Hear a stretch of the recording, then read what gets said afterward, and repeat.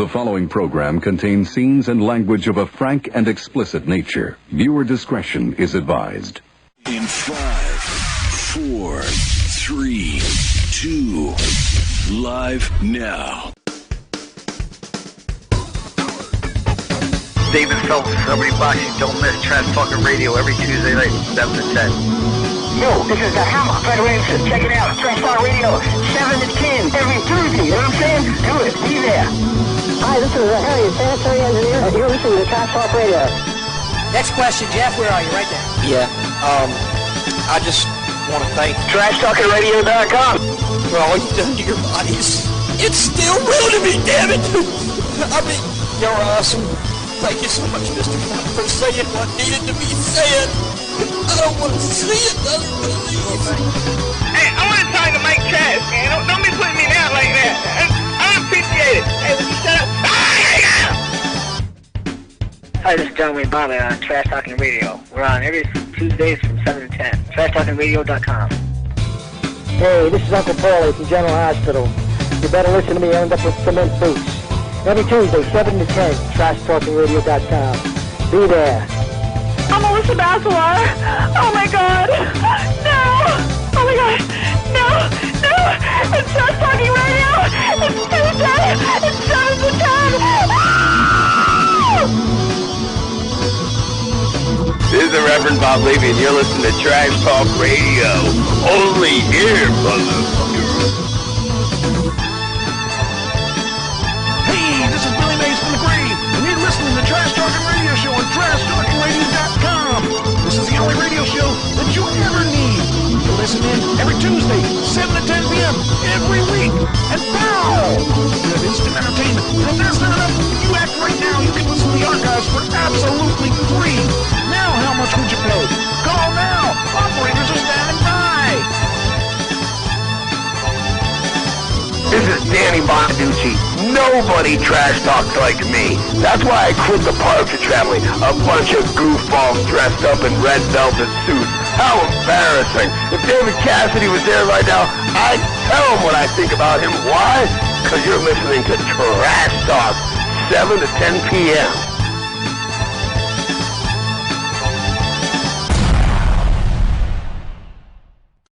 Welcome to the Trash Talking Radio Show. Please take a seat and help yourself to the snacks and beverages. The show will begin in just a few seconds. Are you ready? Are you seated? Please welcome your host. He is the singer/songwriter of the Uncle Sam Band. He is the host with the most, Mr. Tuesday Night, Every Woman's Fantasy. He is the manager of champions, singer of songs, and actor without a script. He will be the first against the wall when the revolution comes. He is a lover of life. He is a Tesla driving, song singing, talk show hosting, son of a gun. Please welcome the Vital Idol, Classy Mike Trash.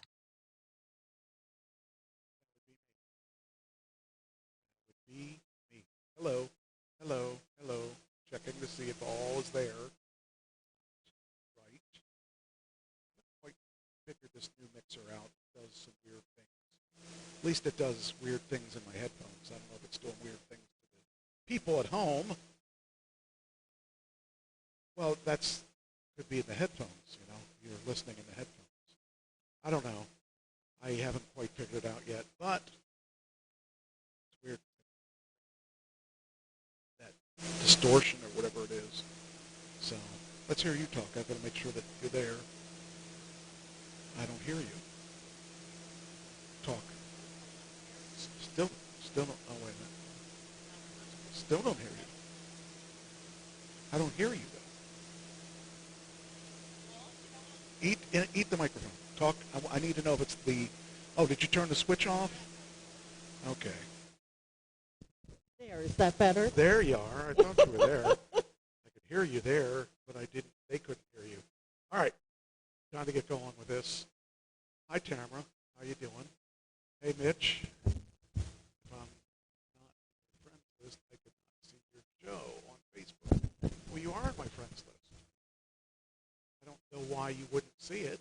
Well, I guess I ought to put us on there. Hold on there. Oh.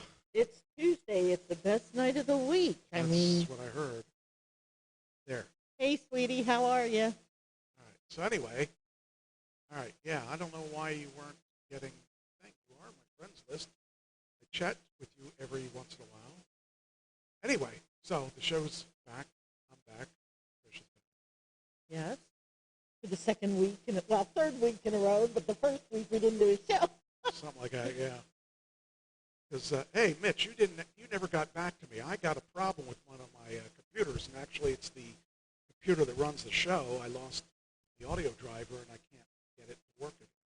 So I'm working under extreme circumstances. All right, we got a lot of deaths. Yeah, can we skip that for this week?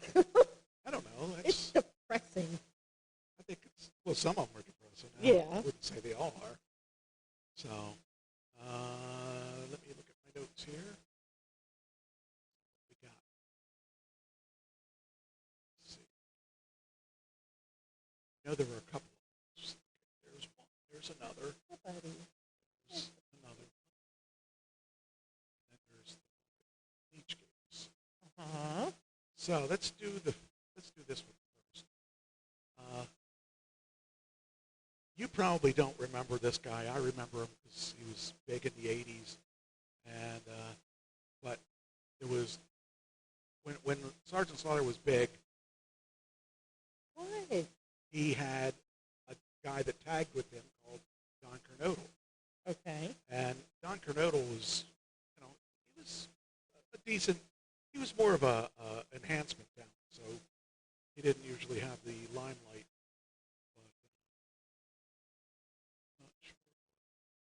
The fuzziness is. Oh, yeah. I haven't figured it out yet. I haven't figured out where it came from. It's this mixer. Wait. Check.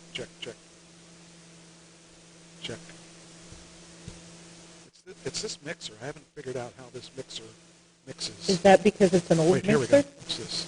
No, this is a brand new mixer. Oh, okay. This is a brand new mixer, so it shouldn't be doing that. It's probably not set up right, but I'm not sure why it isn't set up right. All right. And we do have new listeners. I am well aware of that. We do? Yes, we do. Okay. All right. Big Daddy's listening. Okay. No, I don't think I'll refer to that person as Big Daddy anytime soon. Anyway, here we go. It's all right. So Don Kernodle was basically he was an independent guy. He was pretty much enhancement talent. So a lot of people probably don't know him. Plus, he wasn't around during the giant age of things. Things blew up. He came up with some of it, but he never was really a headliner in the places that he used. Like I said, he was enhancement. So it says former NWA Tag Team Champion Don Kernodle passed away, and I remember him because I watched a lot of wrestling at this time. He was 71, and he had runs with NWA, Mid-Atlantic, and WWE, and then he debuted in 1973 with Jim Crockett Promotions. Are you done? No. You're making all kinds of noise that doesn't just go with the show. Keep you on your toes. I've already got enough problems with issues with the sound. I haven't figured out. I just wish I could figure out what the issue is. I'm wondering if maybe I could think of one different change I would make, but I can't make it on the fly because it'll make me have to disconnect reboot the system. Well, not really, but it would take a while, and I'll live with it. Anyway, said he regularly teamed with WWE Hall of Famer Sergeant Slaughter, and actually Sergeant Slaughter was on the WWE where the thing where they're finding treasures. Oh yeah, what's it called? Buried Treasures or something like that. Whatever it is. He was on it this past week. Yeah, because that was for Sheik. Yeah, no. Yeah, it was for Sheik and for him. He was also on something else that we watched. Was it? Because it was Mr. T and Well, that was the Roddy Piper special. That's it. I'm talking about. That's it. Okay. He was headlining this show for the Most Wanted stuff. Okay. He was finding stuff for the Sheik and for him. Oh, the Sheik cool. isn't as mobile as he could. So that was a pretty good show. Anyway, it says Don Coronado was never signed to WWE, but he defeated several enhancement talents over the years and lost several matches to push stars such as Tito Santana and Rocky Johnson. So, you know, I do remember him. He was pretty good. His post-wrestling life, he worked as a sergeant for immigration. Ooh. And in North Carolina, and was later deputy sheriff in Alamance County. Well, then no wonder he tag teamed with Sergeant Slaughter. Yeah, they're both in the Mid-Atlantic area. So that's kind of interesting, and it's you know, I haven't heard that name in a long time, but I do remember him quite well from back in the day. So that's the first one. Let's see here. And actually, when he died, NWA issued a statement. The statement was he never worked for him. No, the statement was, what's this? All right, that's pretty interesting. Ooh. That looks like Atlantic City, not Atlantis. Yeah. Oh, that's the next thing we're going to talk about. Well, that's one of the things we're going to talk about. NWA issues a statement, says,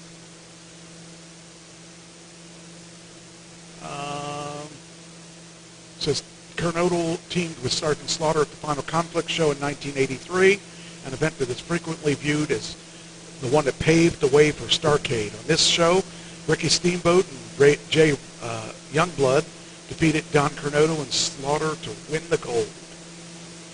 After the news of his passing away, the NWA issued a statement on Twitter. The National Wrestling Alliance is saddened to hear the passing of the multi-time NWA Tag Champion, Don Coronado. Our thoughts are with his family and friends.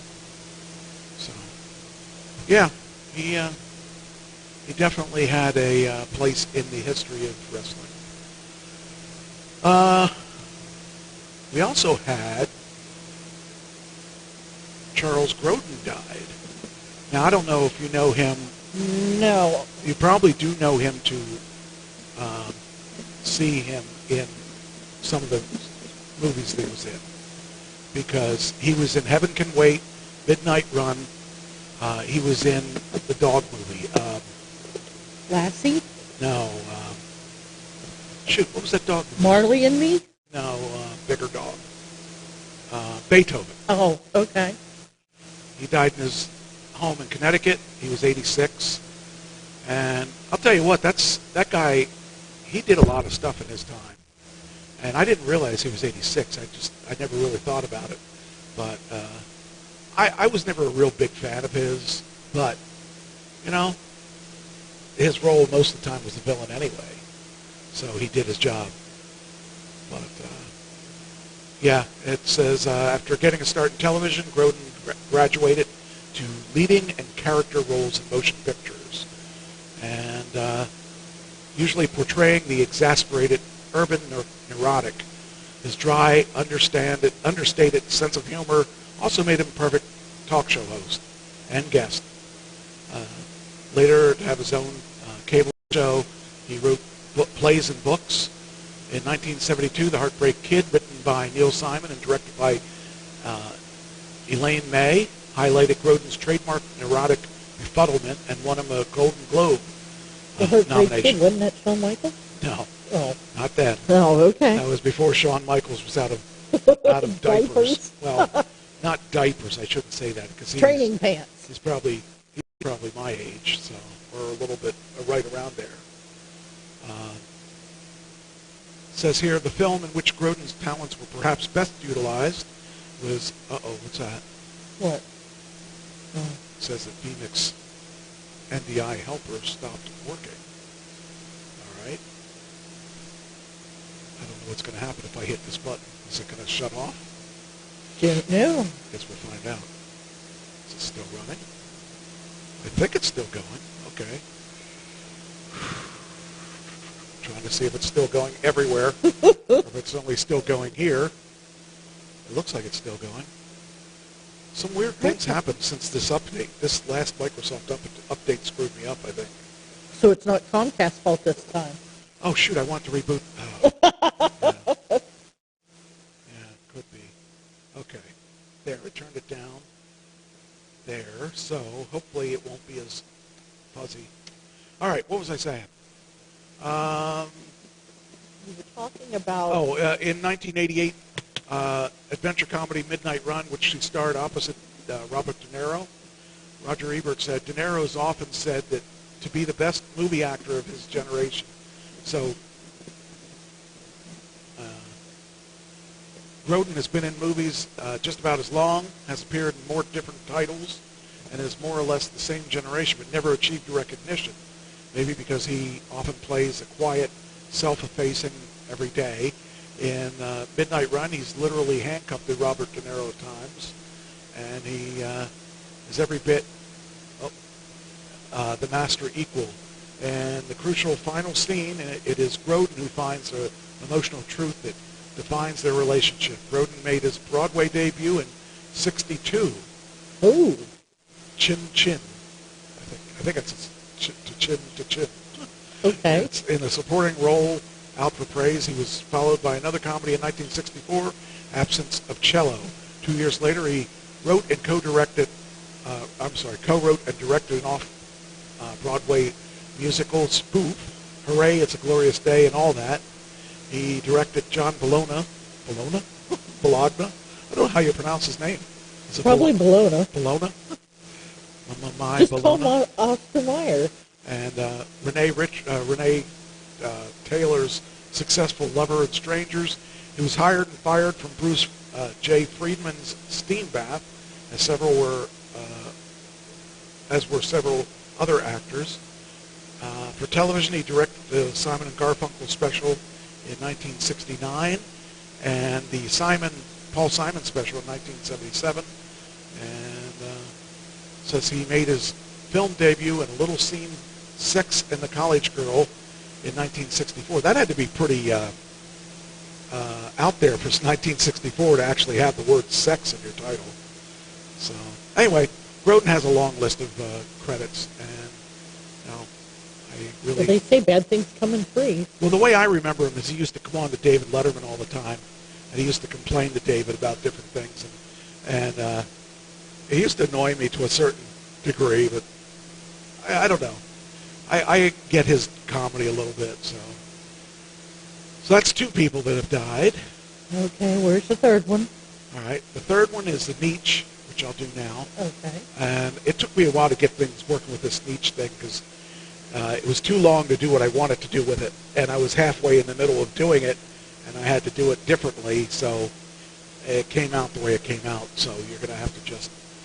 now, the thing I'm going to tell you is I paid for a license for this program that I used, and I keep getting hit with copyright strikes for the music for this first clip of this guy pushing this broom, and that should be part of my license because it was given to me with that.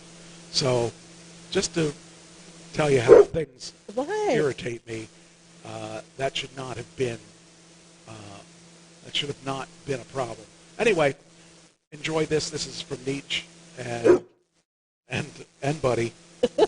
So here is the Nietzsche on this guy.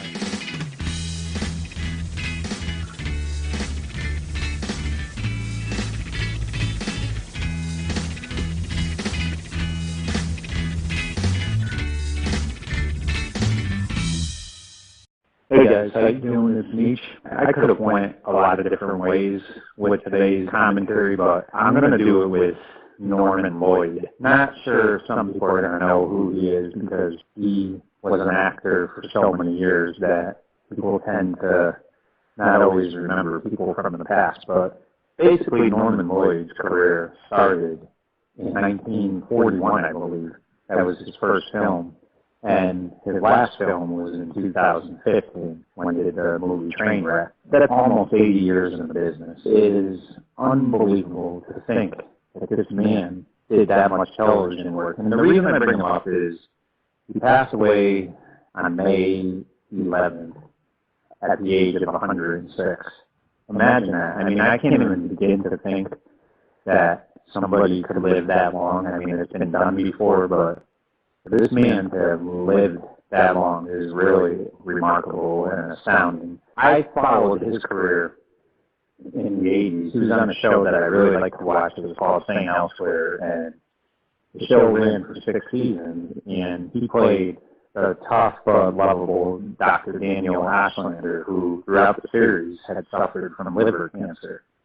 And I always liked his character. He always played it so passionately, and what a lot of people forget is he was only supposed to be on 6 episodes. Like, that was it, and then they were going to have his character die of the liver cancer. And this happens a lot. You know, you've seen it with Henry Winkler, you've seen it with Jaleel White, you know, a few others. What turns out to be a couple guest spots ends up being something that you do for a long time. And he did for 6 years. He did 134 episodes. He was just tremendous on that show. He was 73 years old when the last episode was shot for that series. That was in 1988.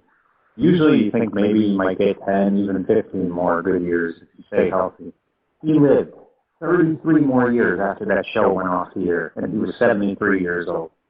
It's just unbelievable. And he didn't stop working. The last movie was 2015, and he was 101 years old when he did that. Most people don't live that long. I mean, if you're lucky, you know, you make it into your 80s. Some people only make it into their 70s. He lived 106 years. It's unbelievable. And you also have to keep yourself in good shape. He was playing tennis till he was 100.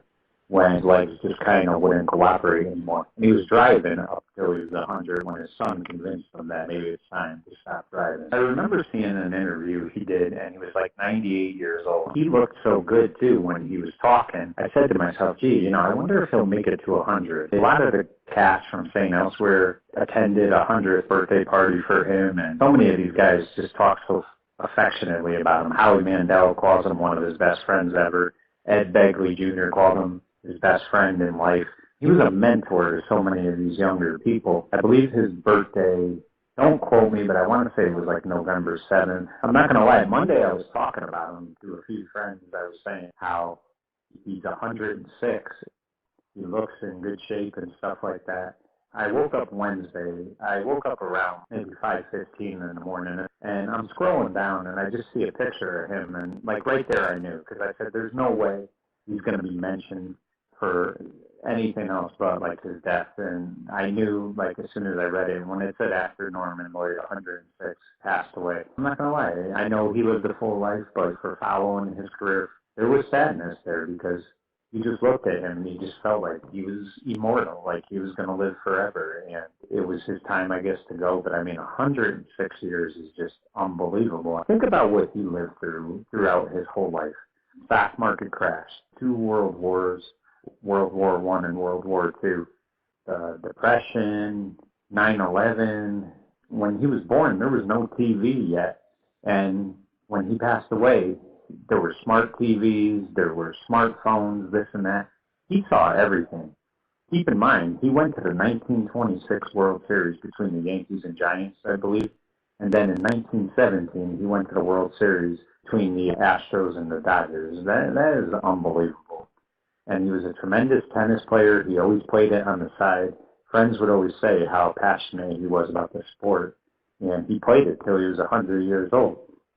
One movie that I enjoyed watching him in, and he kind of played a bad guy in it, he was the Dean Gale Nolan in Dead Poets Society with Robin Williams, which came out in 1989.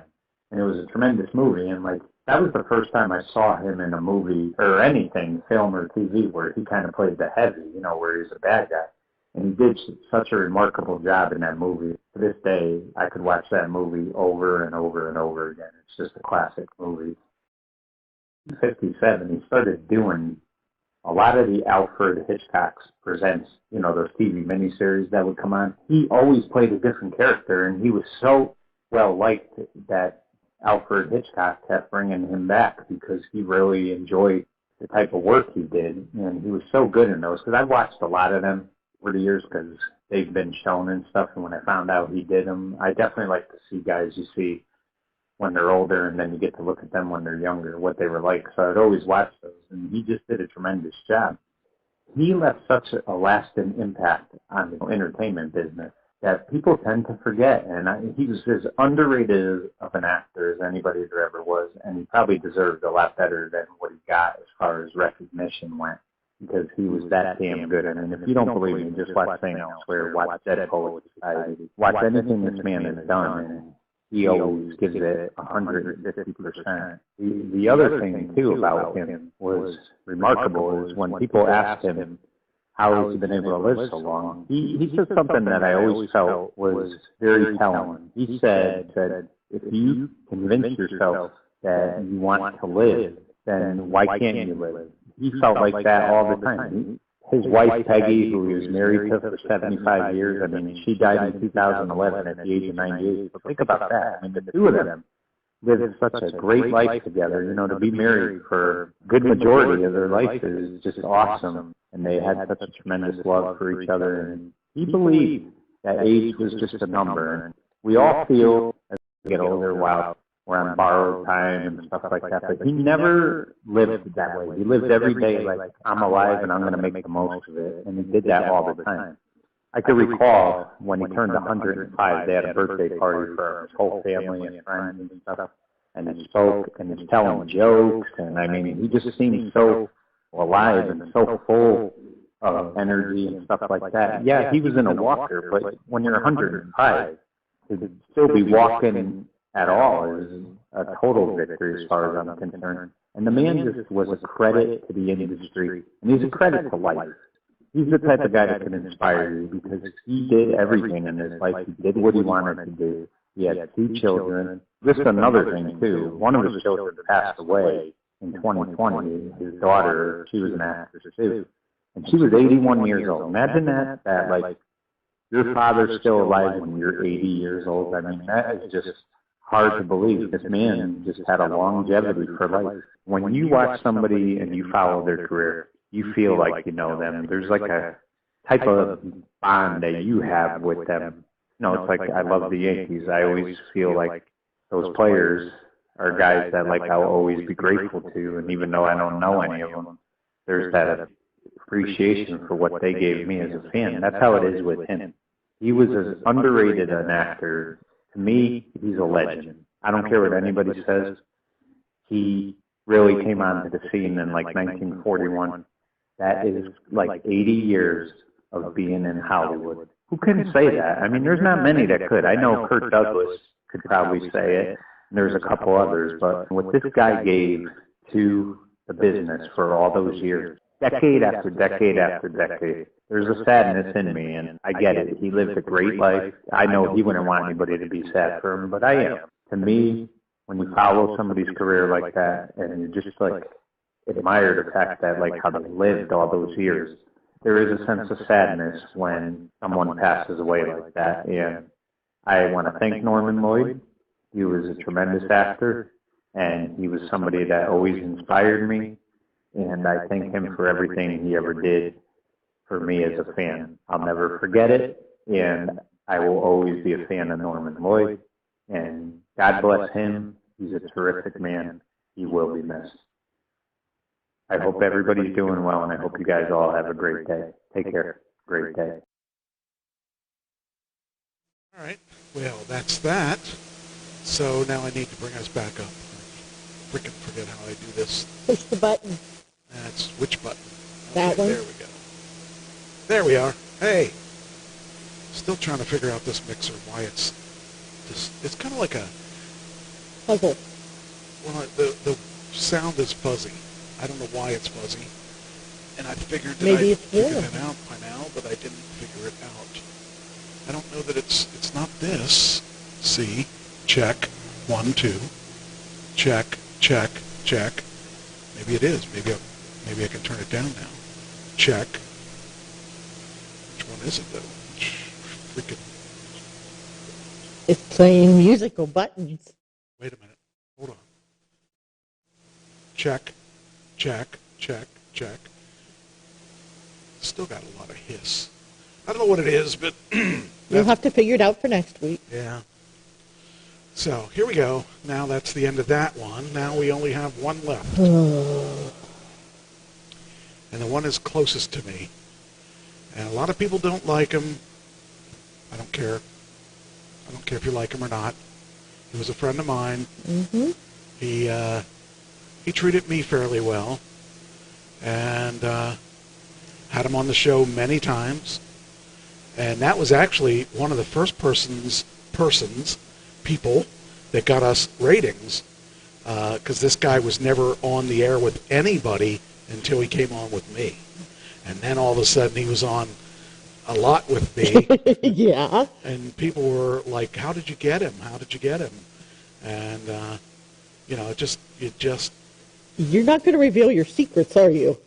Well, it's pretty simple. He was in jail. Yeah. And I got him in jail. Okay, now you talk a little bit. Okay, I mean, Okay, keep talking. I know when I first met this guy, I was like, okay, I wasn't sure what to think. And I'll still always remember Altoona and taking pictures at ringside, and you're texting me saying about be careful or where he is, I'm not, and I'm just like looking at you like, what the hell are you talking about? And then he pulls out the light tube, and okay, I'm done. Well, I tried to protect you from getting yourself killed. I feel responsible with people that I bring to shows that I want them to come back in the same or better condition, not worse. And you didn't even want to do the pictures for that. Nope, I said you do it. So that was kind of funny. Okay, let's see. Can I see this thing? Is this still... It's still making noise. I do not know what the reason is for this noise. Anyway, all right. This person is the one and only... I can't. What? I still can't. New Jack. And, he was a real good friend of the show. He was a real good friend of mine. And we lost contact for a little while, actually for quite a while. But he was really nice to me in the where we were one-on-one. Right. I think I talked about this before, where he brought me down for the November to Remember ECW, the Hardcore Homecoming, that's what it was. Yeah. And I told him, I was making excuses for not going. I was saying, well, I don't really want to drive all the way down and back. Mm-hmm. He goes, well, I'll get you a room. I said, oh, well, yeah, I don't want to. I said, no, I'll get you a room. Come on down. And this is back when I was working, too, so I had to take a day off work because I was staying overnight. Except I don't know if did I stay the whole, I don't think I stayed the whole night. I don't think so. I think I left in the middle of the night. But it was really weird because I get down and I'm now in the room with him by myself, and he's telling me all these stories, and it's like, oh, that's cool. I really thought that the persona New Jack is different from Jerome. So you got to be able to take those two pieces of the puzzle apart. And for those people who think that he couldn't wrestle, I would tell you to think again. Right. Because his persona did not wrestle, but he actually knew how to wrestle. And I've seen him take some guys in the ring and actually out-wrestle them. Not just hardcore them, but out-wrestle them. He was just trying to make way for this character, New Jack, who was not supposed to be a wrestler. He was supposed to be just a tough guy and make that person live. Now, I could tell you for a fact he can wrestle. Yes, or he could wrestle. Yes. I don't know if he can wrestle now. He probably can't wrestle now. Well, you never know. And I can tell you that he wanted me to do his memoirs, and I didn't want to do it. So you should have. He wanted to do something where he records a show on audio and me transcribe it into a book. That's really not my gig. I mean, I could have done that. He could have recorded it. I'd have typed it up. I don't know. It just didn't seem like the right thing for me to do, because I've got enough on my. At that point, I had enough on my plate, especially because I was working full time, and right, all kinds of other stuff. So, but anyway, he's got a GoFundMe. Now I got to tell you, I did a And you know, they're probably not accurate. I did a check on his net worth. Right. So I was really surprised what his net worth said. His net worth said he was a lot more than I would have imagined, because I kind of thought of him as a guy who didn't save any of his money. But apparently he saved some of his money. And from what I read, that was his wife's doing. Well, maybe it was, but you need to talk into the microphone. I am. Yeah, now you are. But you were looking at me, and when you're looking at me, you're not. See, I don't want to wear the headset. I'm trying to make it so that you feel comfortable. Okay. And we'll set up another one in case we have someone in the other seat next. And then as soon as I feel comfortable, I'll set one up for me. But this is an experiment to see if you can actually talk into the microphone. I can do it. So can he. Meaning Buddy. I know who you mean. All right, anyway. New Jack was a very unique person in all the things he did. And I just think that he was there was a lot more to the show than there was a lot more to New Jack than New Jack, I guess I should say. There were two sides, at least two sides. Well, there's the New Jack side and there's the Jerome side. Yes. And Jerome was a good person. He, I know there were people that don't like him and they're never going to say anything good about him, but he was a decent person. So I'm trying to see if he liked you. Yes. He would go to the ends of the earth That for you. is true. That is true. Because I think there was a wrestling convention or something that we were supposed to go to. We were there, but there wasn't a room or something, and he was like, he went above and beyond until we got a room. I remember that because he said we could hang out with him. Did we? Yeah. Which time? That was Bruno Sammartino, or what? I want to say yeah, because Bundy was there too. Huh. I think. Okay. It's been so many years that I don't anyway, remember now. If you want to give to the New Jack Foundation, there is a GoFundMe, and you can donate money if you wish, and it just is something that you follow your heart. If you don't like New Jack, then he did his job. Right. If you did like New Jack, hey, at least he's reunited with Rebel now. That's I like New Jack a whole lot more than Rebel. Okay. New Jack didn't kill his wife. That's and true. then kill himself. That's true. So, the thing about New Jack is most of his stuff is legacy, and he was not nearly as bad as people think he was. And if you knew the stories that went with the things that people talk about, I don't have any problems with him. The stuff he did was definitely, I wouldn't want to be in the middle of one of it. I Me neither. Truly would not. But, the thing is that was his legacy. So let's see if we know anybody that contributed money. Let's see if Jericho, did he or not? No. He did not. Okay, well, let's see. Let's see if, Why? See. Jasmine St. Clair donated, though. Yeah. Oh, well, let's see if there's anybody else we know. I bet you Anonymous. You know Anonymous. That was interesting that she actually donated. Well, it was New Jack. Why wouldn't she?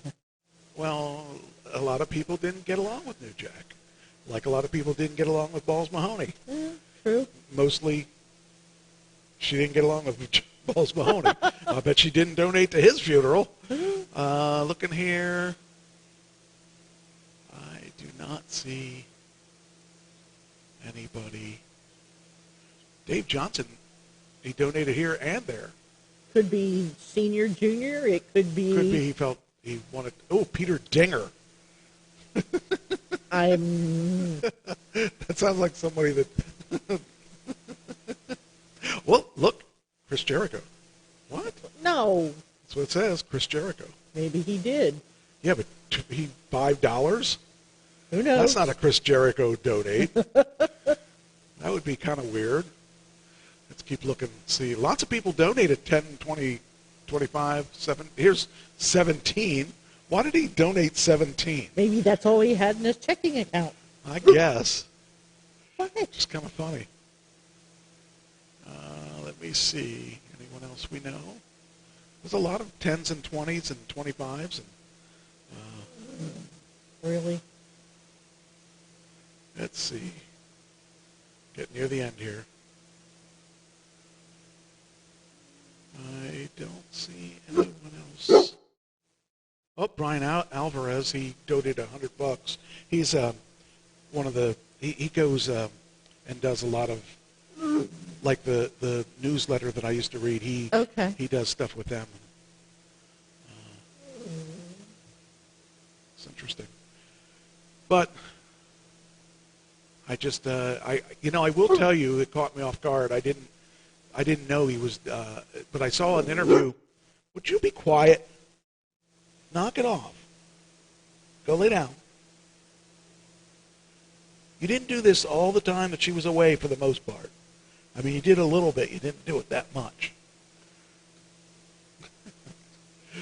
I think maybe Buddy wants my job. I think the next dog I have, if he's black, I'm going to name him New Jack.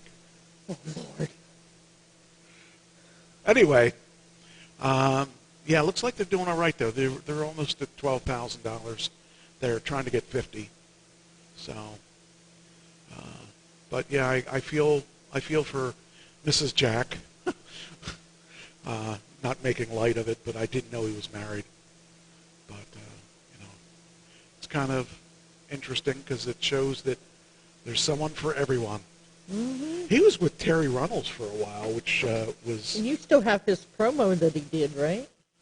I have them, but I don't know if they're on this new computer. Oh, okay. The problem is that this computer gave me issues. I had everything on that computer until I had to read. I just remember when he did that promo, he couldn't sing. Oh. Yeah. Well, I'm sure I'm going to do another intro. That'll be soon because I want to do one of people that have left us. Go lay down. So, and there seems to be more and more of those people that are leaving us.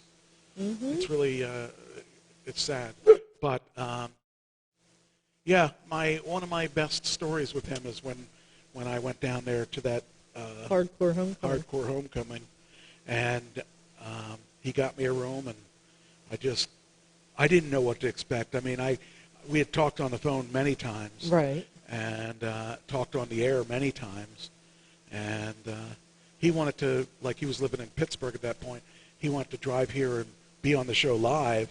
Oh, that would have been fun. Yeah. Well, it would have been interesting. The guy is definitely, he knew how to get himself over. Of course. And his character was one of a kind. And there's many people that tried to be like him, but there really is only one New Jack. So if you want to contribute, often imitated, never duplicated. If you want to contribute, I gave you the links. If you want to hate on him, that's fine. He'd probably like that because that's what he was for. But he was one of a kind, and definitely, I could get you your Wikipedia. Here's his Wikipedia. It just, it was interesting to me that he was able to sustain his wrestling for as long as he did, because the hardcore stuff he did was really very difficult to do the way he does it. And I won't tell you that I was not scared of him, but he wanted me to manage him, and I bought a shirt like one of the ones he wore, the camouflage shirts. Right. And I never got to use it because we never actually got around to doing the thing. But it says here he was born in 1963 in North Carolina. He and his siblings witnessed his father stab his mother multiple times after he found she had fallen, had been cheating on him with other men. 5 months later, he shot her in the leg when he tried to escape and take Young with her. His father died of a heart attack later in the year. He and his mother moved frequently across Georgia, trying to stay at a step or two ahead of landlords seeking to evict them. Believe me, that I can understand. I was in a poor situation myself, although I didn't have to move, fortunately. But he wasn't a dumb person. He was pretty smart. Although I will tell you this, I forgot about this. Back in the day, we're talking about pre-Facebook. Okay. What did we have before Facebook? MySpace. And what did we do on MySpace? We had to have our top 5 people you could Friends. pick. Yeah, He would call me and say, all right, I want you to go in there and take this person off and add this person. Yeah, I remember I'm trying to irritate this person. And then he would have me set up his stuff for sale, his DVDs for sale on his web page. And I knew all his passwords to get anywhere I wanted with him. But I mean, I never abused it, but it was just interesting that he would give them to me, and he trusted me. He trusted me enough that I would set this stuff up. So one time he got mad at me because when we got on Facebook, I used to send out the press releases. Right. And he got all the press releases, and he said, you do that one more time, and I'm going to block you. And guess what he did? He blocked me. But I didn't do it to irritate him. I just happened to have a long list, and I just cut and paste. Yeah, because you're trying to get as much exposure as you could. And I kept forgetting that he was on that list. I forgot to take him off that list. But we broke apart for a period of time, and then recently, within the past year, I reconnected. But and now he left for good. Yeah. So, yeah, just kind of shame. He was trained by Ray Candy, which was, if you didn't follow wrestling in the 70s, you wouldn't know who Ray Candy was. But Ray Candy was a big, heavy guy. Any relation to John Candy? No, he was black. Okay. Hey. But he was a good wrestler, and actually, it was just interesting. I mean, the gangsters with him and Mustafa, they were actually in Smoky Mountain before they were in ECW. Mm-hmm. And he made a big splash in that area, too. So it's funny. It says here in 1995 to 1997, the Gangstas, and then 1997 and 1998, the Gangsta Aiders. I love how you try to speak New Jack. It just doesn't work. Gangsta Naders. Gangsta Naders. Okay. But the gangsters were with Mustafa. And I used to watch that. I mean, that's back when I watched ECW live, and it was before I was in the business. And I was fascinated by that ECW product. Right. Because it was getting more and more interesting. That's when you had Rob Van Dam and Sabu, and you had, I'm trying to remember some of the guys, Ted Petty and Rocco Rock. Rock and Public Enemy was the name of them. Right, I remember Public Enemy. Johnny Grunge. And I wanted to get Rocco Rock, but then he died. So then we got Johnny Grunge on the show, and then he died. So if you want to die, come on Trash Talking Radio. Yeah, I started to think that was going to be the issue. But that was, I mean, I really liked ECW in the early days leading up to the end. Once WWE got involved, I didn't like it. But up until that point, I was really into the whole thing. So, all right, that's enough. I'll let that go and let you all decide if you wanted to donate to the gangsta himself. So, all right. Wow. I still have a hard time believing. Well, me too, because he was way too young. He was New Jack. Yeah. He was I didn't think, to me he was almost, I don't want to say immortal, but maybe infallible, invincible, I don't know. something like that. I don't know. He was good. I mean, again, I was friends with him. There were a lot of people that couldn't stand him. There were a lot of people that were glad he died. But those are the people that didn't know him. True. And they didn't know Jerome. Right. Well, they knew Jack. They didn't know Jerome, and we were lucky enough that I got to know both of them. Right. I am bummed that he's gone, but it happens, and nothing anybody can do about it. I didn't prepare anything for him because I didn't know where I was going to go with it once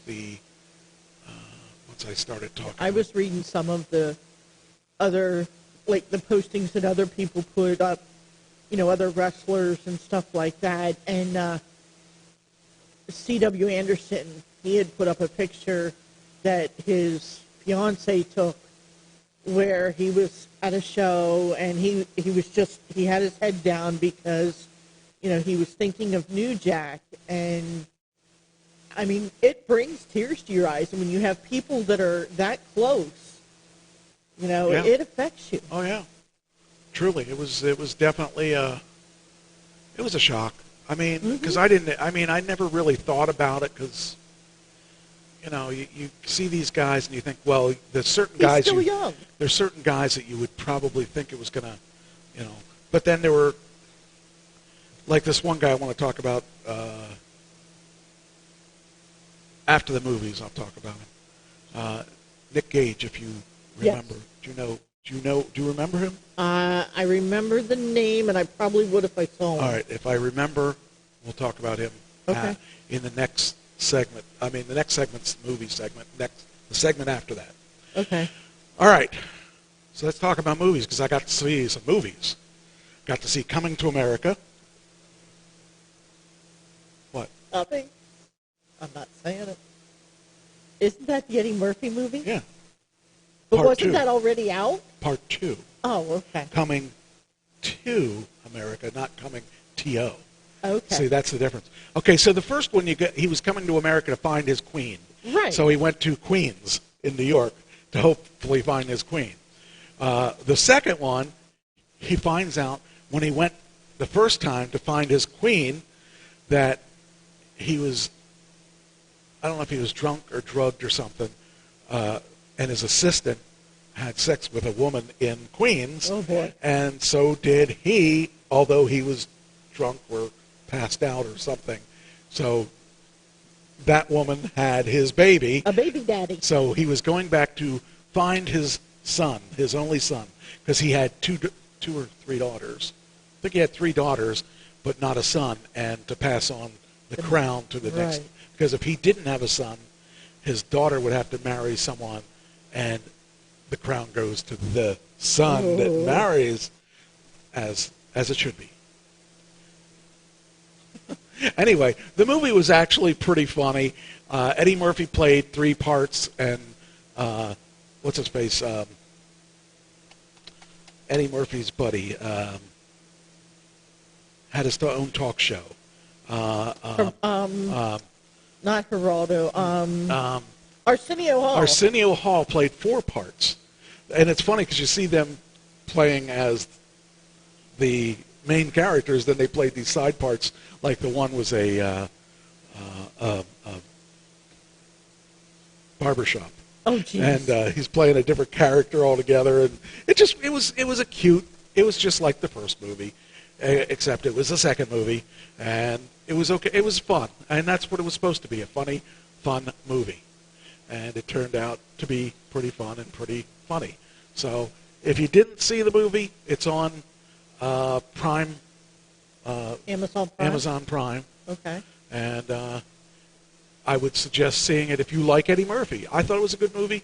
I enjoyed the movie. I miss seeing it in the movie theaters. Well, now that we're both vaccinated, who knows? I don't know. I don't know what my friend Carlton's talking to me every day. Good old Carlton. He wants me to go back to the theaters, and I don't know. I'm not sure if I'm ready or not. I'm not going back till my mother can go. How's that? There you go. Anyway. Although, I mean, we went without your mom before. That was then. Yeah, that's true. That wasn't when I was making up excuses for not going. But anyway, all right. So that's that one. Guess I gotta figure out. I could do it this way, I guess. Coming. I can't even spell. Oh, there it is. So there's your lineup of who was in it. And I thought it was really good. I thought it was interesting. I enjoyed it. And anybody that wants to see a movie oh, Wesley Snipes was in it. Whoa. Oh, I didn't know that was him. I didn't even realize that. It was kind of funny. So you can watch it on Amazon Prime. It's worth it if you're an Amazon Prime member because you don't have to spend any money on it.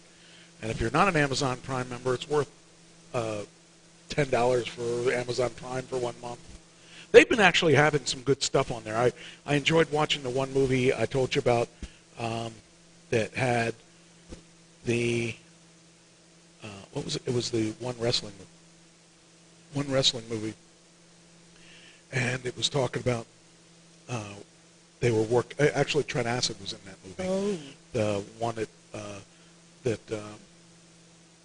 they made on Independent Scene, Okay. and actually by accident. It was when Trent Acid had died at the end of the movie, which is good because, I mean, it's not good that he died, but it's good that they saw that it, I mean, he even talks about, I had everything. I had everything, and I screwed it up. And, well, I must have had that. Oh, okay, I see what happened. Okay. Ah, that's why I did it. All right, there we go. Wait a minute. Are we still on the air? Yes, we are. We're still on the air. Okay. I just saw a thing up there, and it was pegged at the... Oh, so it's pegging in the voice. All right. Trying to figure out this issue with this stupid distortion. It's driving me crazy because I can't understand why it's doing it. So, anyway. All right. So that's the second movie is Coming to America. If you want to see it, that's a very good movie, and if you like Eddie Murphy, you'll love it. So, yeah. Well, that's one I'll have to put on my watch list. Well, you have Amazon Prime. No, that's true. I think. Yeah, With me, I think you have Amazon Prime, if I'm not mistaken. Don't you have my Amazon? Not anymore. Oh. Well, it serves you right for getting rid of your Hulu. Well. All right, the second movie I watched this movie because I have a fascination with zombies. And I was looking for The Army of the Dead, which is the new movie by Batista. Hi, puppy. She not letting you through? Tell her. Say I went through. I can't go any closer. Anyway, so I was looking for Army of the Dead, and I found this movie. This movie is from 2018. It's called, it's actually a pre-COVID movie, but it's ironically about disease that's spread to people, causing them to, to be undead. But it's a twist because they retain some of their characteristics as alive. Okay. But not all of them. They just some of them. So I found this movie interesting. It's called Recon 1, and it's made in the UK, and it was a pretty good movie. It was just kind of bizarre, but it was a good movie. I enjoyed the idea of it. So I didn't get to see the Batista movie yet, but I got to see this Recon 1. If you're into movies, oh, I'm sorry, Redcon? I thought it was Recon. That said Redcon. Oh, it was Redcon. Huh, okay. Buddy, knock it off. You ate them all. Oh, did he? There's none left. Well, give it to him. Redcon 1. I thought it was Recon 1, so it's Redcon. But it was a pretty good movie if you're into that type of movie. So There was nobody I knew in it. So, buddy, stop it. All right. Anyway, I thought it was a pretty good movie. Really, puppy? He wants to get his point across. I'm sure he has. So that was a pretty good movie. And then I watched this other movie, which was, where's it at? Those Who Want Me Dead. Angelina Jolie. She's a firefighter. Oh, I thought you were going to say she was a fire starter. I'd be like, Nope, oh, boy. nope. She was not the fire starter. It was a really good movie. It was a Warner Brothers movie, and so therefore you can see it on HBO Max if you have HBO Max, which I do.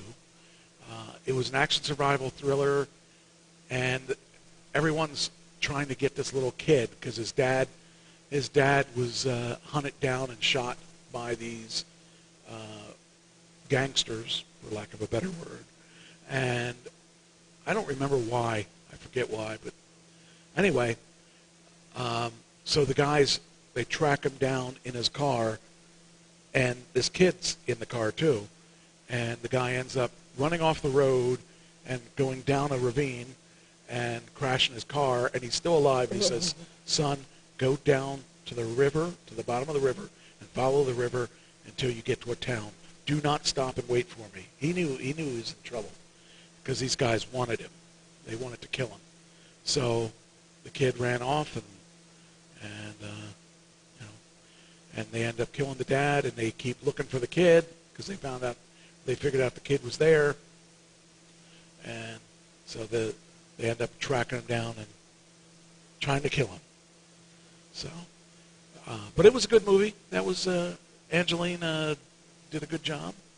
She's a firefighter, but she's got to be in her 50s now, so I didn't find that very believable, but okay. Anyway, they're going to have the new Fast and Furious coming out in the next... I can't wait. That should be pretty good. So, but that's the end of the three that I watched, and I'm going to watch Woman in the Window next, and I'll probably watch... I don't know what else. But I'm trying to watch a couple movies a week anyway, just to stay up with stuff. Because, I obviously know what's coming out that's new, because my buddy keeps telling me about it. So he wants to come on the show. So I think you should. It would be interesting to have him. I got to get this showroom cleaned up a little bit, but I mean, it's really, reorganized. Yeah, really badly. Unfortunately, I'm not organized at all right now, but I want to fix it up and make the studio much better. Okay. And I know my friend Doug, when he comes back in town, wants to come on the show. Okay. I said he could come on the show. Cool. So, all right, that's the end of the box office there. So, just kind of stuff to keep your eye on. And yeah, it's the end of that. All right, now. I guess I could talk about... Okay, so I'll talk about Nick. I wasn't going to talk about Nick Gage, but I will. Okay. So the last Dark Side of the Ring was on Nick Gage. Okay. So he's from this area. He's actually did a lot of stuff with, not ECW, but with the promotion that went in there, CZW. Okay. Hardcore, really hardcore. And he took on Necro Butcher and all those people. Right. So it talks about his life being a professional wrestler. Now, this guy has been through the ringer. I mean, he reminds me a lot of Trent Acid. Okay. In the bad stuff, not the good stuff. Okay. In that he did a lot of drugs, started out with, just doing what he needed to do, and then he ended up doing more and more. He ended up robbing a bank because he couldn't make his bills, and all he wanted to do was wrestle, and ended up in jail for that. Then he ended up getting out of jail and ended up going back to jail because, his drug test or whatever came back, and he was doing drugs. Wow. A lot of stuff, but he does the hardcore hardcore stuff. The hardcore. The hard, I mean, like New Jack hardcore, right. but not as good as New Jack. But it's the kind of stuff that I always preached against. Whenever we talked about ECW, I never talked about it bad because I thought it was done with the right amount. I mean, sometimes they cross the line, but the CZW, I was kind of like, I when they do the King of the Hardcore stuff, okay. I shouldn't cringe when I watch it. But every time I watch stuff like that, I cringe because they're doing their own bodies hard. Yes, I agree. And nobody wins in that situation. That situation is bad, and I feel bad because they don't get it. They just keep doing that stuff. But there's nothing I can do about it. I mean, they're going to be hardcore as long as there's a New Jersey, because there's no federation or there's no athletic commission, and there's states that don't go after that type of stuff. So I don't know. I just kind of feel that those people have to be that they have less care. See, the fans of that style are worse than the wrestlers for that style, because the fans demand more and more. Oh, of course. And as these people do more and more to try to meet the fans' desires, they end up hurting themselves more and more. And they end up being like New Jack, where he couldn't wrestle anymore because he was just... His body was so broken. Right, but... right. And so when I think of the hardcore stuff, I'm sad because a lot of these guys can wrestle, but they choose to do the hardcore stuff. So that's anyway. The newest Dark Side of the Ring is about him, and I watched it and I was just feeling. See, that's where the Chris Benoit's come from. The people who get brain damage because they get hit over the head and all these things. And I just feel bad about this because these guys, they want to be entertainers so bad, and they do the stuff that they end up hurting themselves. And because they end up hurting themselves, you see the people like the Cactus Jack guys out there, they want to be just like Cactus Jack and do the crazy stuff Cactus Jack did. And they do it just because they thought it was cool, and they don't care about the pain. They just want the fame. Yeah, you're right. And it's sad because there's nothing I could do about that. But and I don't want to preach against. But my truth is that I've been a wrestling fan longer than there's been hardcore, and I like different types of stuff. And a hardcore match here or there is good. But, if you have ice cream every single day, the same flavor every single day, and a whole lot of it, so much of it that you can't finish the meal. That's true. The thing is about a hardcore match, what made the hardcore match good was that it wasn't every match. That you built to that. You built to that hardcore match, and it wasn't an everyday thing. That's what makes it a special thing. But if you have it in every match you're going to on get the card, out. I mean, you can only throw somebody through a table so many different ways. Then you got to light the table on fire. Then you got to do this, and you got to do that. And that's why I feel that it's more important to do things in moderation, because then you get to enjoy what the person can do that isn't killing another person. So. Plus you have different skills, because for this show you may need to do this, but yet you can do this too. You can work different places. You can kind of adapt to your situation and stuff. Well, it's funny to me because people that watch the hardcore stuff, Balls Mahoney is a good example of someone who people didn't realize he could actually wrestle.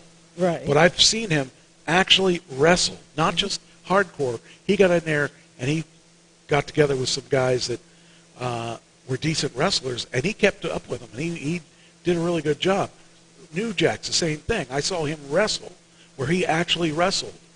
And people see New Jack as a hardcore guy and think that he can't wrestle. He can't. He could wrestle. He really wrestled. And that's why I think that it's such a shame that everyone is into this super hardcore thing, because people get hurt. And, you know, people get hurt in regular wrestling, but people really get hurt in hardcore stuff. So I'll get off my big box of soap, and we'll continue with other things now. So as the world is getting more and more relaxed with the CDCs, there are changes in Starbucks and Walt Disney World, and they've relaxed mask rules after the CDC changed. And so the new rules are a lot different than the old rules.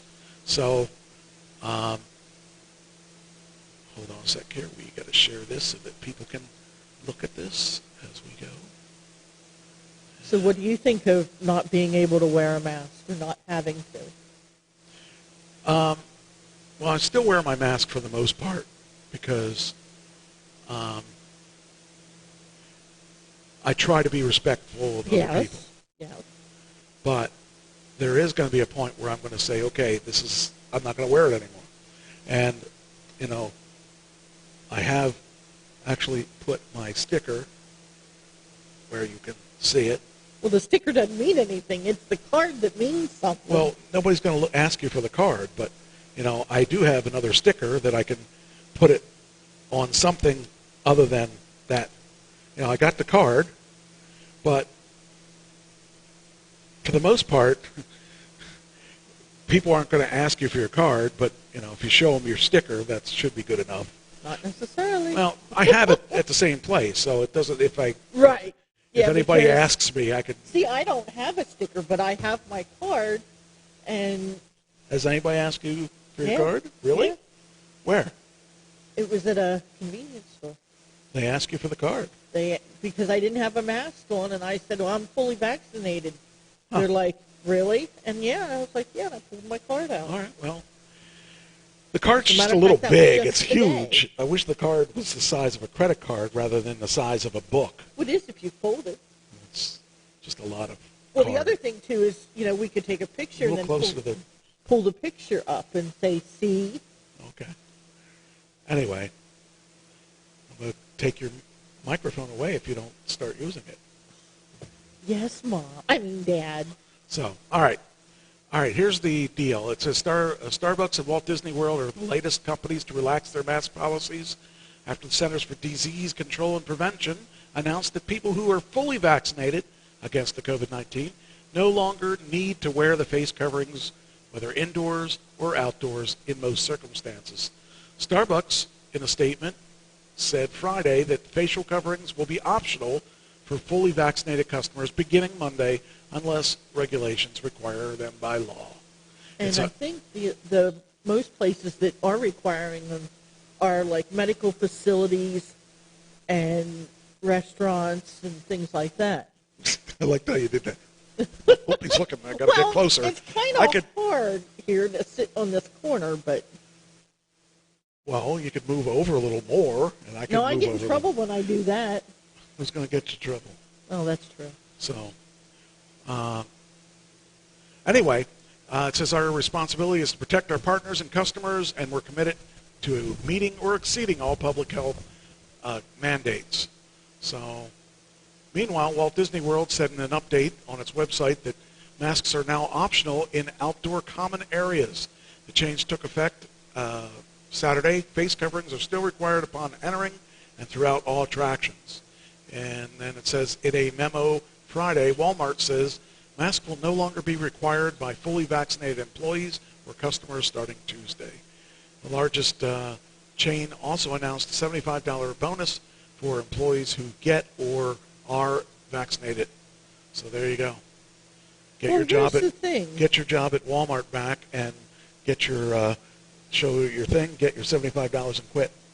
Yeah, okay.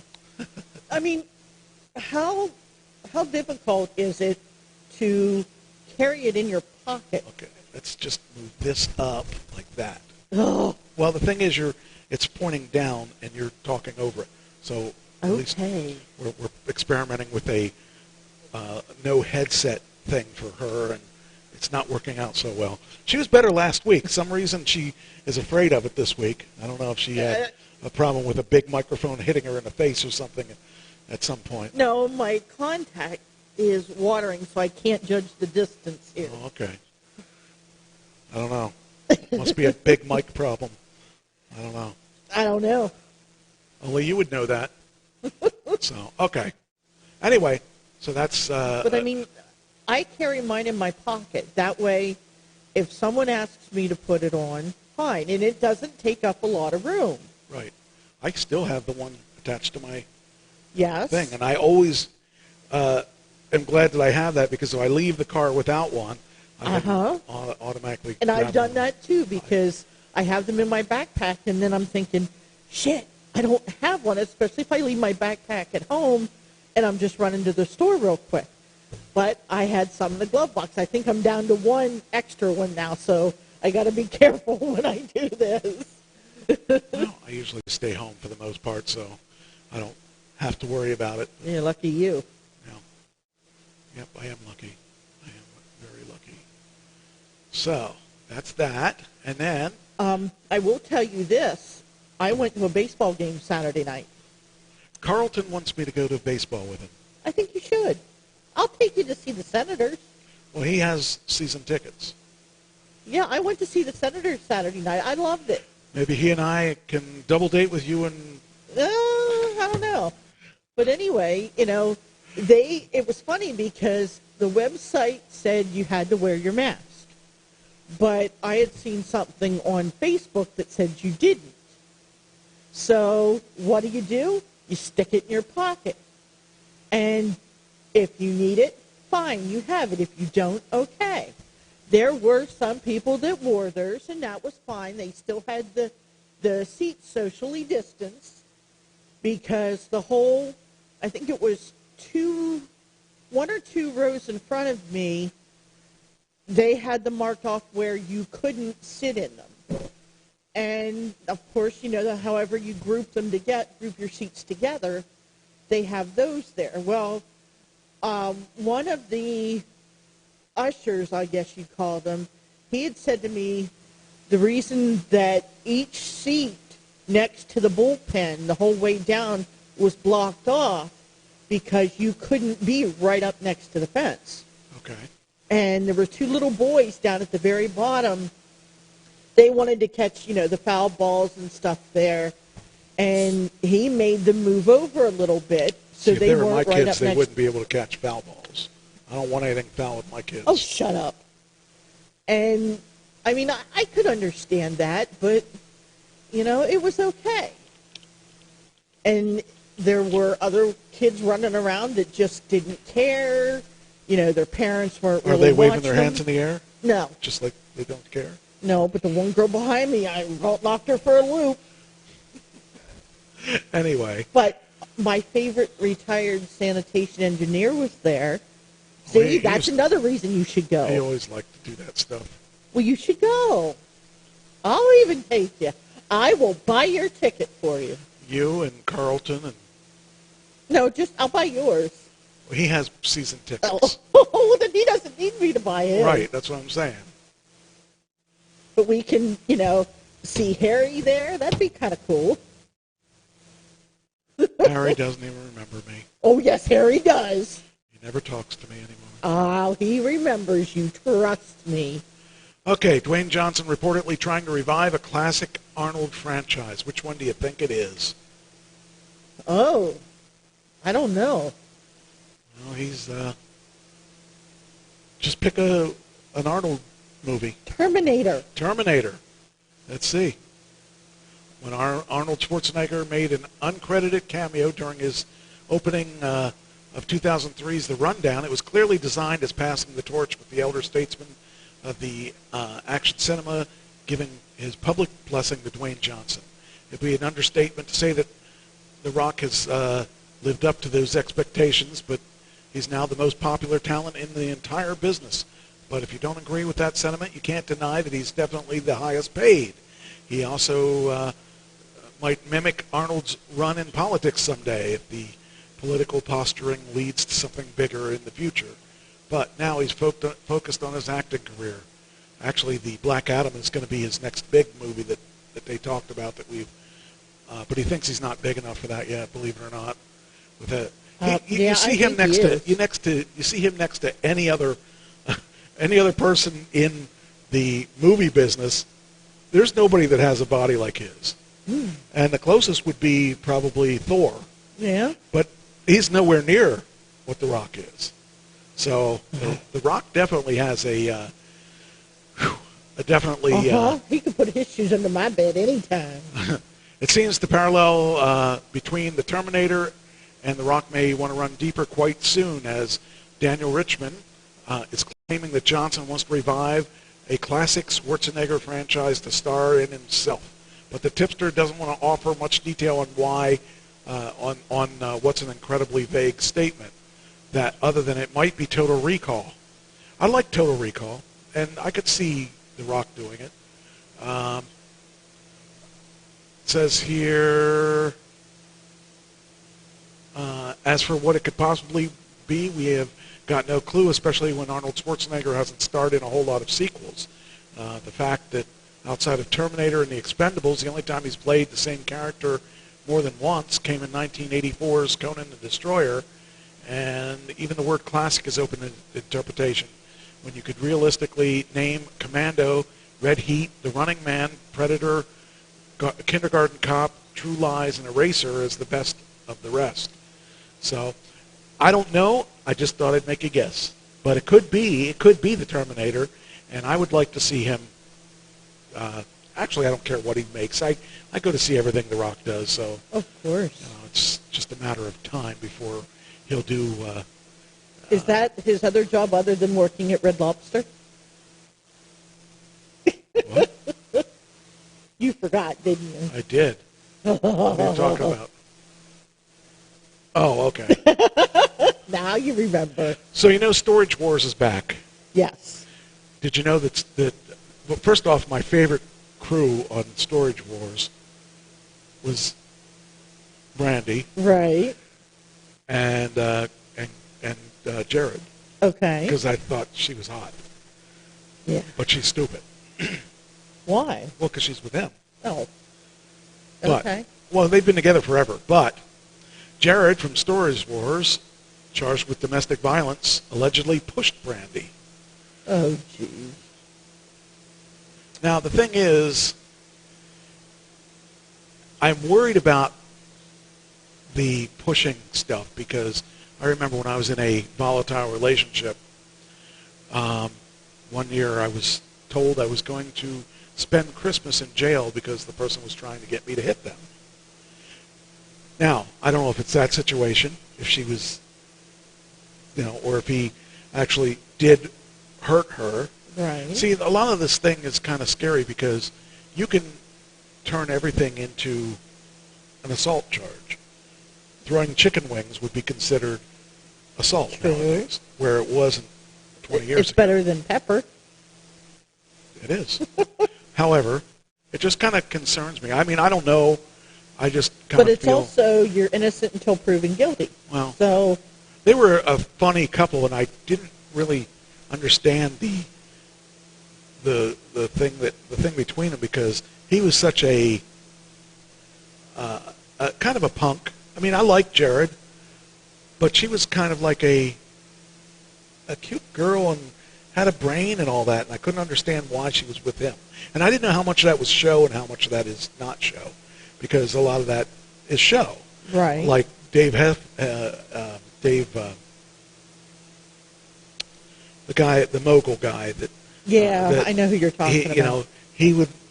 A lot of that was show, and a lot of people didn't realize that the show was not 100% legit because they would the producers would put things in those lockers. Now they didn't know what they were buying, and they also got paid to be on the show. Right. So when they say, "Oh, I lost $500," They didn't lose $500. They just didn't make $500 more than what they thought they would. But anyway, it says here Storage Wars, Jared Schultz and Brandy Passante might be cordial on the show after their breakup. Behind the scenes, he's now facing criminal charges for allegedly roughing her up. I could see him doing that because I kind of hope he didn't. But law enforcement sources tell TMZ Brandy was hanging with friends at a bar in Orange County on April 30th when Jared showed up. We're told the exes got a heated exchange. Brandy told Jared to bounce. Sources say Jared didn't. That's when things took a turn for the worse. We're told at some point Jared allegedly pushed Brandy twice while yelling at her and her group. If he did that, he deserves to get whatever he gets. But if she provoked him. That's exactly right. There's two stories, and he should have never laid it. Three. His, hers, and the truth. Well, yeah, I mean, you really don't shove a woman. Now, if she shoved him and he shoved back, it's self-defense. It's kind of self-defense, but I don't know. She seems to have a temper. He seems to have a temper. So, it says here, cops were called to the bar. We're told Jared had left by the time they showed up. A police report was taken, and a few days later, Jared talked to the cops and denied ever putting hands on Brandy. And so it's just sad. I kind of like that show, and I like them on the show. And they even had their spinoff. They even had a spinoff show about them and their store and stuff like that. And it's just kind of sad. But the good thing is, Brandy, call me. I'm hoping they can work things out. Did you hear me? Yes, I heard you. Brandy, call me. You can reach me on the hotline, and we can talk about things. I don't see that happening. She'll be like, "Who are you, you stalker?" No, she wouldn't. She'd say, "He's too big for me." Well, I am. I'm 6'2". That's never stopped you before. Yeah, but he wasn't. He was like probably 5'8", same height, or 5'6". She's really afraid of guys like me. Anyway, all right. So Ant-Man 3 is casting. Nice. We saw 1 and 2. Yes. I liked 1 and 2. I liked how he saved the rest of the Marvel universe. If you remember, he shrunk down and went into the back of the van. Yep. But it says Ant-Man 3 holds a special place in Marvel's Phase 4 slate. The blockbuster sequel is said to be first MCU film that will feature Jonathan Majors' Kang the Conqueror, a villain that many will believe will take over for Thanos in the MCU new big bad, and could lay more important groundwork for what's to come out as Avengers 5. So, we'll see. I'd like to see it. I kind of liked his character. I think it'll be fun. And see which direction they go with it. I like the fact that he actually saved everybody after everybody kind of made fun of his character. So, but that'd be fun. I definitely would like that. All right, then we got. Okay, I should have put this in another category, but I didn't. I put it in the entertainment category. But there's something interesting that, and I'm going to read it here. Ransomware has a new trick, and it's double encrypting your data. When you pay for an decryption key, your files may still be locked by another strain of malware. So first off, ransomware is when something pops up on your screen saying you got to call this number because you got some kind of bug in the system, right? And it's something that they planted in your system. And if you don't pay, they take all of your stuff and they encrypt it so you can't touch it. Okay. So when you get those, you have to be worried about, this. So now ransomware is doing some double encryption so that they'll give you stuff to unencrypt the first, but then it becomes a problem later. So It's interesting. It says here, if a victim pays a ransom and then goes back to business as usual, they hit him again. Or just encrypt the target's systems, steal their data, so you can threaten to leak it so that if they don't pay it up. Now, if you remember, there was they went after Tesla, but their people were smart enough to get them busted. But there are companies that have been caught by this ransomware and lost lots of money. And so there's a lot of money in these ransomware things. Now, did I save this yet? I'm trying to figure out. I may not have. Let me see here. Well, this is one of those that doesn't have the thing to save it easier. Oh, actually, it's wired. That means I can only get so many before they cut me off. But the key to this is I'm going to send you some more information on ransomware, on what you can do to protect yourself. First off, we'll save this,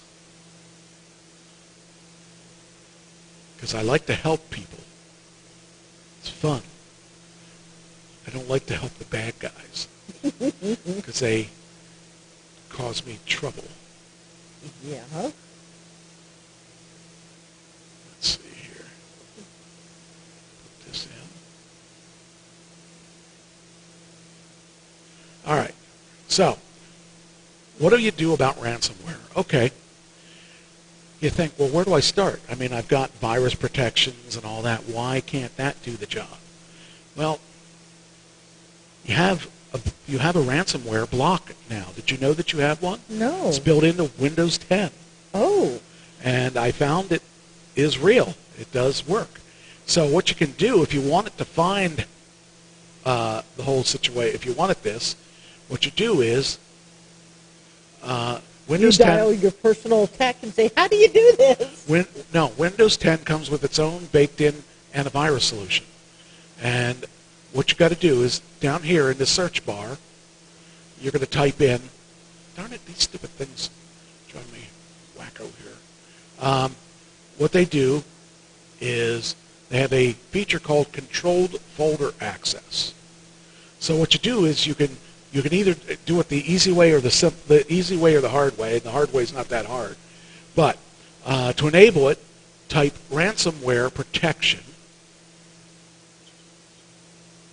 in this spot here. Okay. And we have ransomware protection. Okay. If your computer has it, it should come up.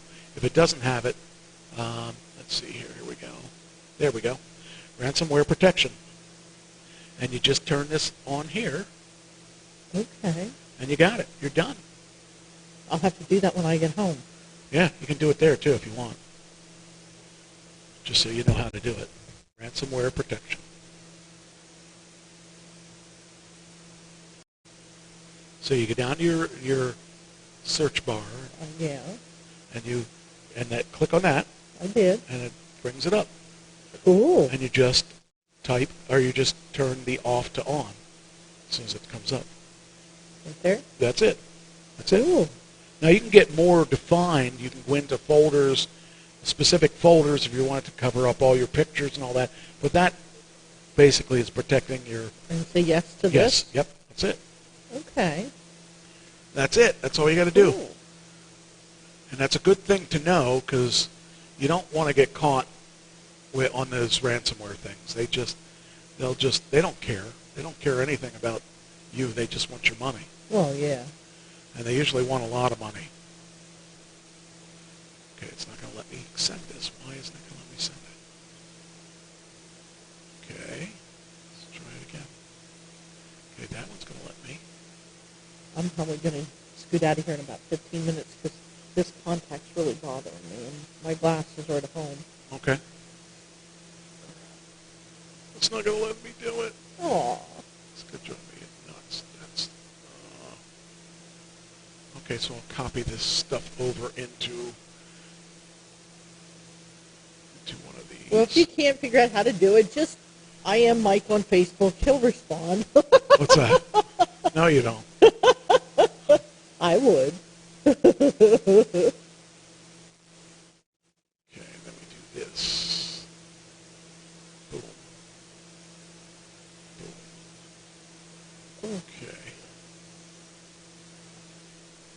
forgot to do this.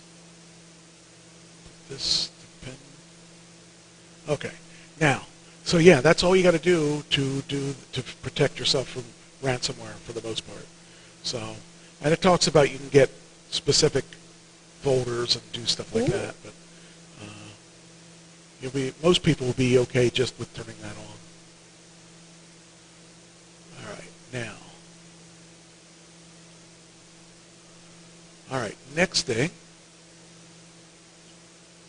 This is all done. Get rid of that. AT&T. This is really strange. So AT&T, they have a spin-off plan. It ends one of the dumbest mergers in recent history, according to Jim Cramer, who is a finance analyst. So AT&T owned a big piece of media. Right. Now, if we owned the media, we would try to make money off of it. Well, they didn't do a very good job. They spent $85 billion to purchase Time Warner in 2017. Now, they sold it. This is a really bad idea because they sold it for, what was it? It was, trying to see here. I can't remember. Oh, here it is. AT&T. So Discovery, where's it at? Yeah, this is the Mad Money host. If you ever got into financial stuff, you'd watch this guy because he's funny. He's funny to watch. But he's really smart about what he does. But it says here, Jim Cramer slammed AT&T as a disgrace after it announced it will spin off Warner Media to merge the business and create an entertainment giant with Discovery. Now, first off, all the companies are doing it. HBO did it with all the companies that they aligned with so that they could be a big, especially during this COVID thing, they could be a big thing. So Peacock did it with all the things with the WWE and stuff like that. So they're going to do something with Discovery Channel and their Warner stuff. So I think it'll be interesting, but they sold it off so that they can do this. They sold it will spin off Warner Media to merge the business with and create an entertainment giant with Discovery. And remember, they paid $85 billion for that. AT&T will get $43 billion. Wow. They lost half their money by selling that thing off. That's crazy. You know, if they just talked to me, I wasn't doing anything. I could have fixed it. Why not? Yeah, okay. I could have. Hey, I could have done at least that. I could have saved them at least $1 billion or two. They sold it for half the price. I mean, geez, it just was crazy that they, ended up doing that. I don't know. I'm sure there's more to it than I'm thinking, but it just seems crazy. All right, then we got. Do you know who MGM is? Isn't that a movie thing? It is a movie. Okay. It's a production company. Okay. When we were kids, we watched all these things from Metro. Let's see, what was MGM? I just remember MGM Studios. Yeah. Metro. I forget the three companies. It was three names. Anyway, well, let's look it up because it'll be here. Know. Here it is. $9 billion to MGM. Metro Goldwyn Mayer. Okay. They were the ones that did $6 Million Man and Woman. Millions of different other things. So they're trying to, it says Amazon is weeks into negotiation to acquire MGM for about $9 billion. $9 billion. That's, actually, don't leave until we do this. Stay for a couple more because there's something I need you for. Well, I said 9. Well, yeah. Yeah, I'll try to get through this quick enough. Because there's something that I think that you'll find interesting. Where in the world did you go? Okay. This is the first time I've had trouble with the contacts. Yeah. Anyway, So, all right, now we got to do this. Go backwards. I hate some of these that don't do it right. Some of these things.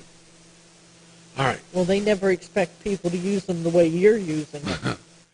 Well, of course. I'm usually the guy that rocks the boat. Okay, where's my mouse? There it is. Okay. Gotta bring this back here. MGM. Wait, there it is. All right. Copy. And this one. And then paste it. I said, and paste it. I thought you taste it. What are you eating my food? What are you eating my information for? I'll never tell. Anyway, so it could be interesting because Amazon, that's a perfect place for an MGM. They've got so many good films from that time, and like I said, TV shows that that Amazon could end up absorbing. So they MGM had effectively nailed up a for sale sign. They were looking for a buyer. News of Amazon's talk with MGM began to swirl this weekend. The information Monday was that Amazon was in talks about a potential deal with MGM, which could be $7 to $10 billion. And it says here, MGM reps have been whispering prospective buyers for months of a price tag of $9 billion, and others see it worth about $5 billion. I mean, what have they done recently? I don't know. They have done some things recently. Oh, here we go. 4,000 titles include James Bond, The Hobbit, Rocky and Creed, RoboCop, the Pink Panther franchise, as well as movies from Silence of the Lamb, The Magnificent Seven, 4 Weddings and a Funeral. Wow. The MGM library includes 17,000 episodes of programming, including Stargate SG-1, Stargate Atlanta, Stargate Universe, Vikings, Fargo, Handmaid's Tales, Get Shorty, Condor, Fame, American Gladiators, Teen Wolf, In the Heat of the Night. Unscripted shows include The Voice, Survivor, Shark Tank, Real Wives of Beverly Hills, and The Hills. So it says, I mean, that would be a great deal for Amazon. Isn't that the one where the lion roars at the end? Yeah, I think so. Yeah, I think so. That's the one that I stole for one of my logos for the band. Jeez. Oh. Except I didn't have a lion roar. I had Uncle Sam. Oh, I was going to say you have a wolf howling? Yeah, that's it. No, I have a wolf howling every time I talk to him. These are recent mergers. AT&T with Time Warner for $85 billion. We talked in June of 2018. Disney bought Fox for $71 billion. That was in March of 2019. Warner and Discovery is $43 billion, which we just talked about. Wow. That was half the price of what they paid for it. Comcast and Sky, $39 billion. CBS and Viacom, $12 billion. Discovery and Scripps Network is $12 billion. But anyway, there's a lot of things going on right now with mergers. And they're all just creating their own little platform so that, you know, with everything being in an app, if you get into the HBO app, you can find all these other programs. If you get on the Peacock app, you find all these other programs. That's what I'm learning now. So once you open up an app, they hope you stay there. And I spend a lot of time in the HBO app because that has... What? One of my favorite shows in the world. Walking Dead. No. Oh. That is one of your favorite shows. It is one of my favorite shows, but that's not Breaking Bad. No. It has the Practical Joker, Impractical Jokers. Oh, okay. So I watched that, and actually Storage Wars is on... HBO? Is on Peacock. I was going to say, because I jump between... I spend a lot more time on the app than I do on the individual stuff. Well, I was definitely, when I got the new Comcast thing, I was mainly on Pluto TV because that's the only thing I could get to work. Right. And now I'm going through Peacock now and learning There's a lot of stuff. But I still, like, I've been trying, like Saturday I was trying the Fire Stick and trying to maneuver through that. Well, I can fix your Fire Stick if you want. Okay. To get you all kinds of stuff that okay. you can't get now. Yeah, because the Fire Stick's in my spare room. Oh. You have spears? Spare. Spears? Yes. Spears. Brittany's room, okay? All right. Anyway, so that's what we got with the that. Let me move on quicker so I can get you to your... Yeah, I just... Ugh. The bad thing is I can't... If I take the contact out, I can't see the draw. Okay. All right. Yes. Is Jesse Graff's tattoo real? Yes. Probably not. It's still important, though. Mm. Do you know what it says? No. It says Ninja Lives... Or what's it say? I think Ninja Lives Matter? I think it says...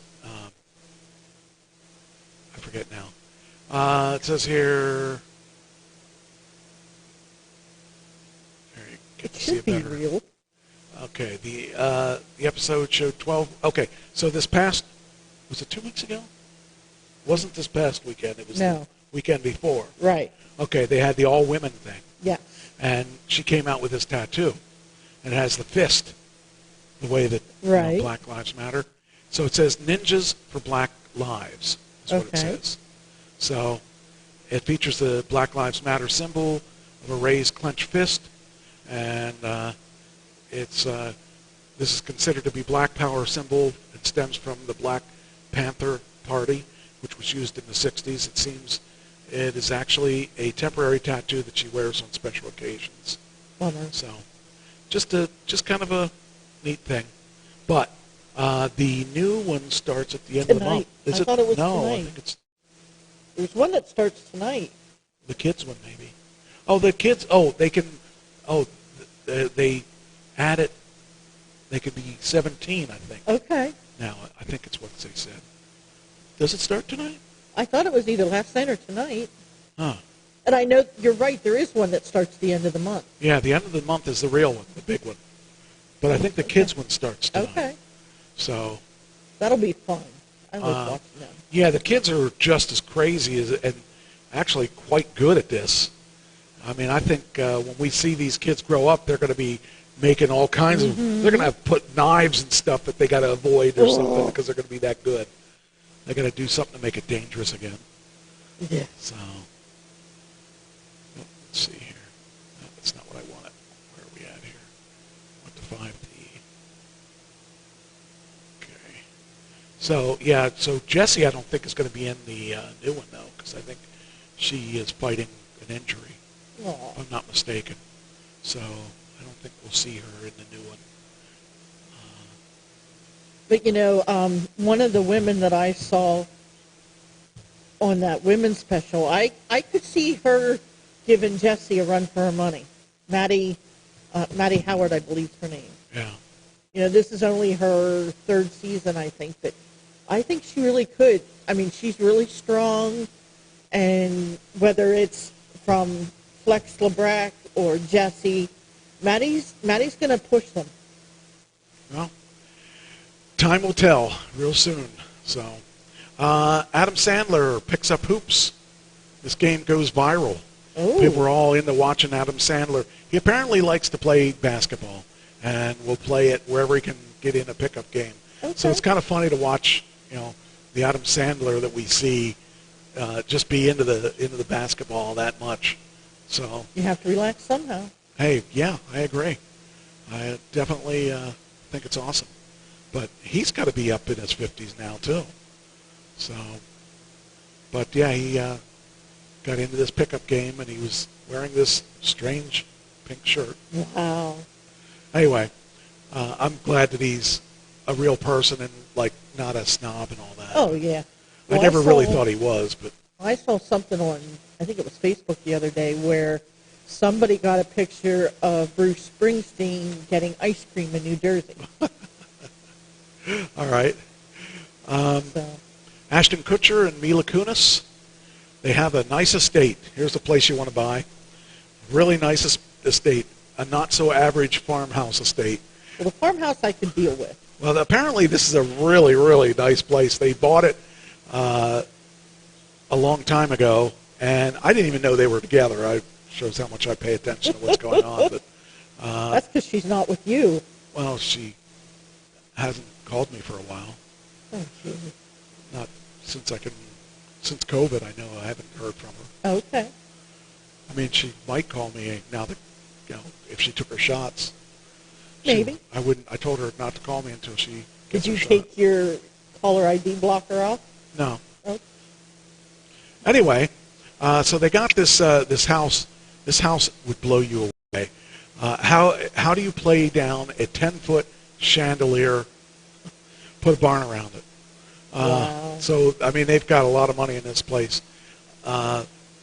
Melis and Ashton designed their solar-powered contemporary farmhouse in an earthy style to balance some of the more interesting pieces. The first piece is a 10-foot chandelier that once hung in the married couple's original Beverly Hills post office home. Now it's in a barn-like guest house on their 6-acre estate. Wow. It was designed around the chandelier, but we thought it was so obnoxious that we had a previous house that we're like, how do we make this chandelier less obnoxious? Let's put a barn around it. So, but their house is pretty nice. There you go. Wow. I mean, it's That like is pretty. 10,000 square feet, I think it was, or almost. It was. They paid. It says here they listed their Beverly Hills post office home for $14 million in May of 2020, and at last it was listed at $12.25. So I guess they can't sell it for the big amount, but it just is looks really nice. That is not what I wanted to talk to you about. I'm trying to get quicker through this stuff. Lanny Poffo reacts to a controversial WWE. So WWE just had the Randy Savage thing on, Yes. and I liked it. It was a lot about Randy Savage and a lot about Elizabeth. Right. So we got to hear some things that we may not have known or we might have known.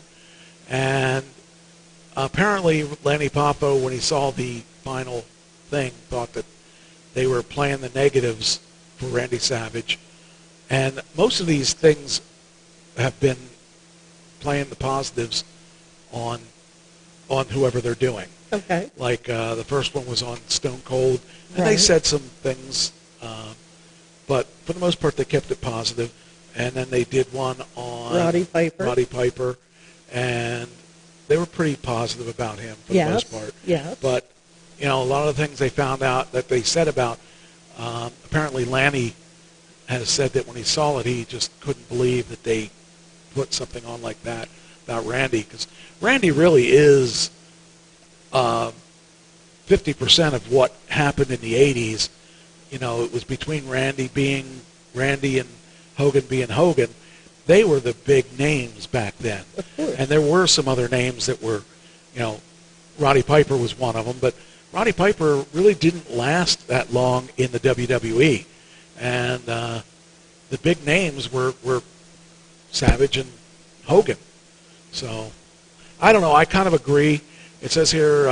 well, let me watch it, and then I'll tell you what I think. Well, it says here WWE Hall of Famers Eric Bischoff and Sean Whitman both spoke against the Randy Savage, with Bischoff saying he was embarrassed to be part of the production and Waltman saying he was highly disappointed with the documentary. And I agree. I mean, if the thing was, if they wanted to be a dark side of the ring, Okay. and be an expose thing, then they should have been that. By the way, I saw a Dark Side of the Ring with they did a thing on the Dark Side of the Ring. You didn't know who Herb Abrams was, Right. but when you see that Dark Side of the Ring with Herb Abrams, you're going to say, "What the? Wow. This guy was a crazy guy," and everybody that worked with him loved him. Cactus Jack, he wouldn't say a bad thing about him. All these people that we know that worked with him Okay. loved him. And when he died, They all cried. I mean, they were really upset but he was the worst promoter ever. But, you know, it's just the way it is. But when you see the Dark Side of the Ring after show about that, okay, they talk about things that happened that weren't in the movie. Okay. The guy was a nut. You got to see, but you got to see both. You got to see both pieces to understand it. When you see the original, you're going to say, "Wow, that was too much." But then you hear there's another thing, and then you got to watch it because you're drug in. You got to see it now. Okay, now we'll get into the stuff I wanted to talk about. All right, I'm going to scoot out of here. Wait. That's not. I'm sorry, but all this stuff I had for you. I'm sorry, but it's like this is driving me crazy. It's a short drive. Yes, I know. Wait, let that. me get to the. I don't want to do this without you though, because this is stuff I put specifically for you. Well, blame it on my contacts. Hold on, let me see if I can. I was going to talk about these. There's a lot of stuff for sale. Let me skip to it. There's two. I'll try to make them quick. I think I can do it on two. Okay. So there was Steve Mnuchin, grabs the buyer for $25 million, world's richest building pad. What is that? Okay. I was going to show you how cool it is. It's 12 rooms. It's 740 Park Avenue in Manhattan. $25 million for this place, and it's not a house. It's like an apartment. It's I think it's floor 12. Wait, it's 12-room duplex. It's got 11-foot ceilings. It was bought some 20 years ago from his aunt, Carol Turner Letterman, for $10.5 million. Oh, and they sold it. It first hit the market at $32.5 million in 2018, but it dropped down to $25.75 million last August. This place has a circular stairway. Look at this room. For 11 rooms? This is 11 rooms. This is huge. Look at this. Look at this bedroom. This bedroom's huge. This bedroom's probably as big as my living room. Wow. They get 5 bedrooms. And I thought that would be kind of cool to have. But does the maid and butler come with I it? think you have to provide your own for that price. Okay. But I just saw it and I thought, wow. And then I saw something else that you would probably buy if you had the extra money. Yeah. It's something that I think that you would enjoy. And it is not that. I'm sorry, this will be the last one I'll get. I'm getting it. I know. You can buy a Colorado home for $39.5 million. Why do we want Colorado? Oh, bounty hunters out there. Tom Cruise sells his Colorado home for $39.5 I wonder if that's anywhere near Dog's house. million. I don't know. I can tell you this is a pretty wild house too. You're talking about it's 320-acre spread for the full asking price. And I could just, if he does sell it, it'd be like, oh yeah, I just bought Tom look at Cruise's that. house. How would you like to live there? Without the snow? Okay. Oh, I'd live there with the snow, just away from the people. It would be awesome. It says the property snoops at Wall Street's first reported the sale on Friday. The listing agent, Don Dockeray of Sotheby's, says here, I mean, look at this kitchen. This kitchen is awesome. That is kind of cool. Look at this. See that view from that living room? Without the snow, it looks great. The game room. Well, you don't ever leave when it's snowy. But it's 10,000 square feet. Wow. This house is like 3,600 square feet, so it's 3 times the size of this house.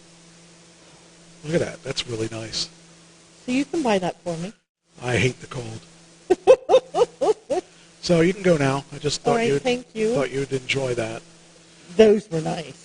Let me turn. I was going to show you some other things too, but that's okay. I got the important thing. So Oh yeah. Guess I got to turn your mic down.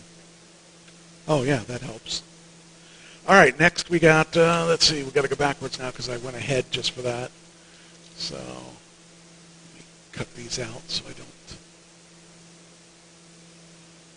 do anything else. All right, here we go. So I talked about a police suspect called a Tiger. Hey, your glasses are still here. Trish? All right, she is leaving without her glasses now. I got to send her a message that says her glasses are here and hope that she will see it.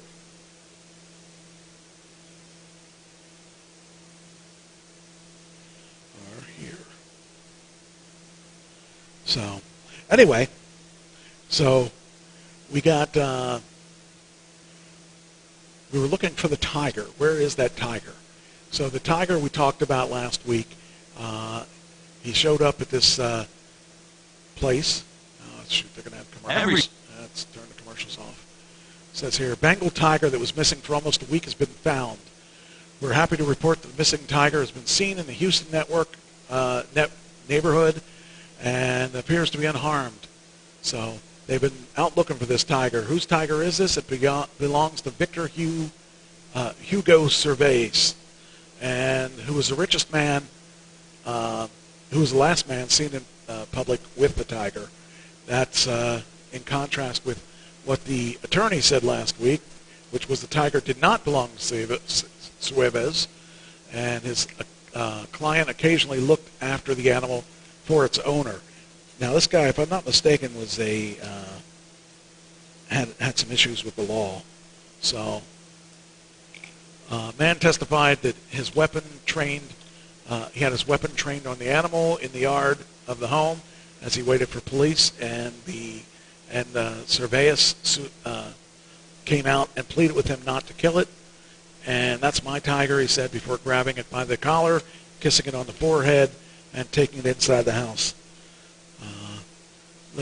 I just can't imagine having the tiger. But according to the New York Times or the New York Post, missing tiger found safe, and it's going to go to sanctuary. So it seems like we're going to see.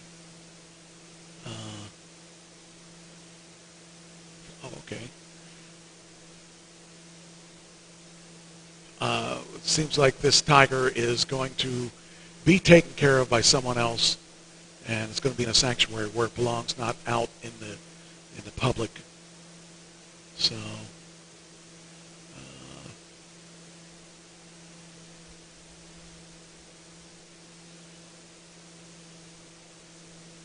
right, she said that's not her glasses. Whose glasses are they? They mine? Huh, must be mine. Huh. I didn't even know it. All right. Anyway, says here, India, the tiger, is now safe, according to the police department. We're happy to report that the missing tiger seen in Houston last week has been found and appears to be unharmed. The tiger has safely arrived at,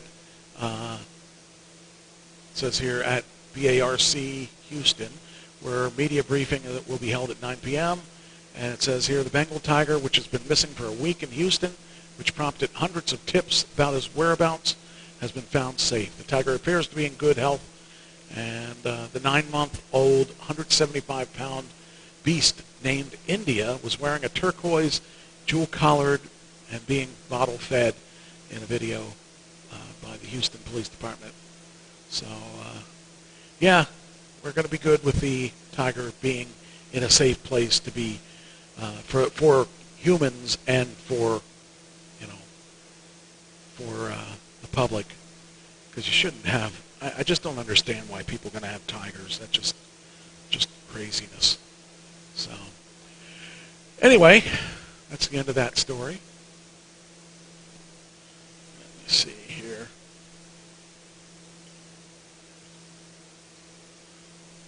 Hey, it's Nietzsche.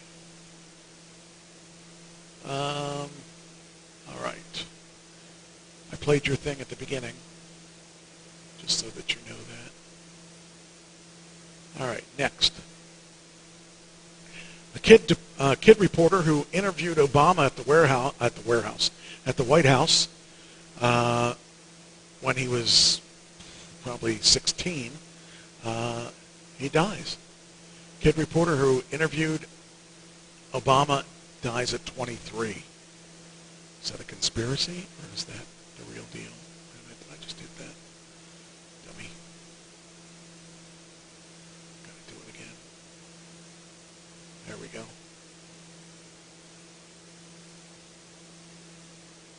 It says here, the student reporter who gained national acclaim when he interviewed the President Barack Obama at the White House in 2009 has died of natural causes.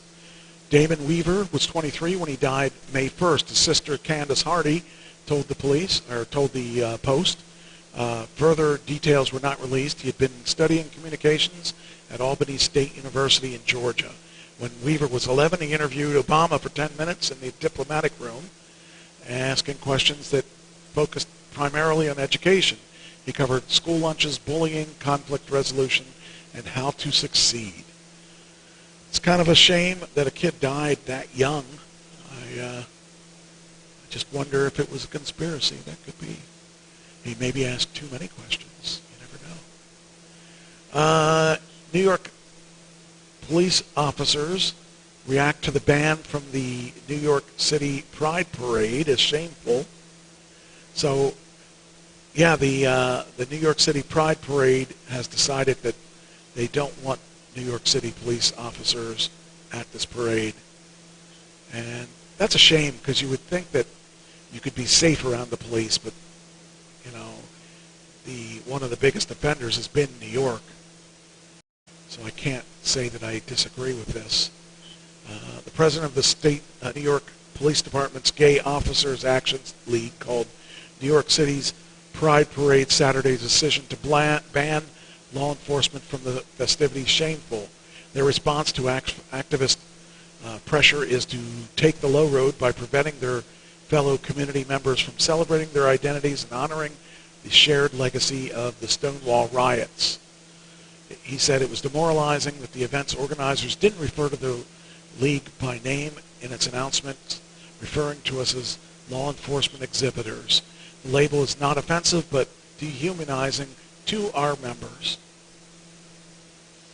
So, like I said, it's kind of a shame, but I can understand that.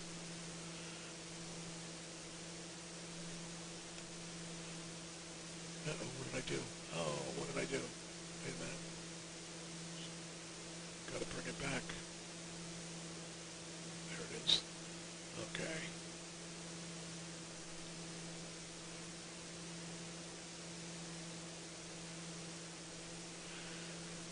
Here is 7 hacker secrets that they don't want you to know.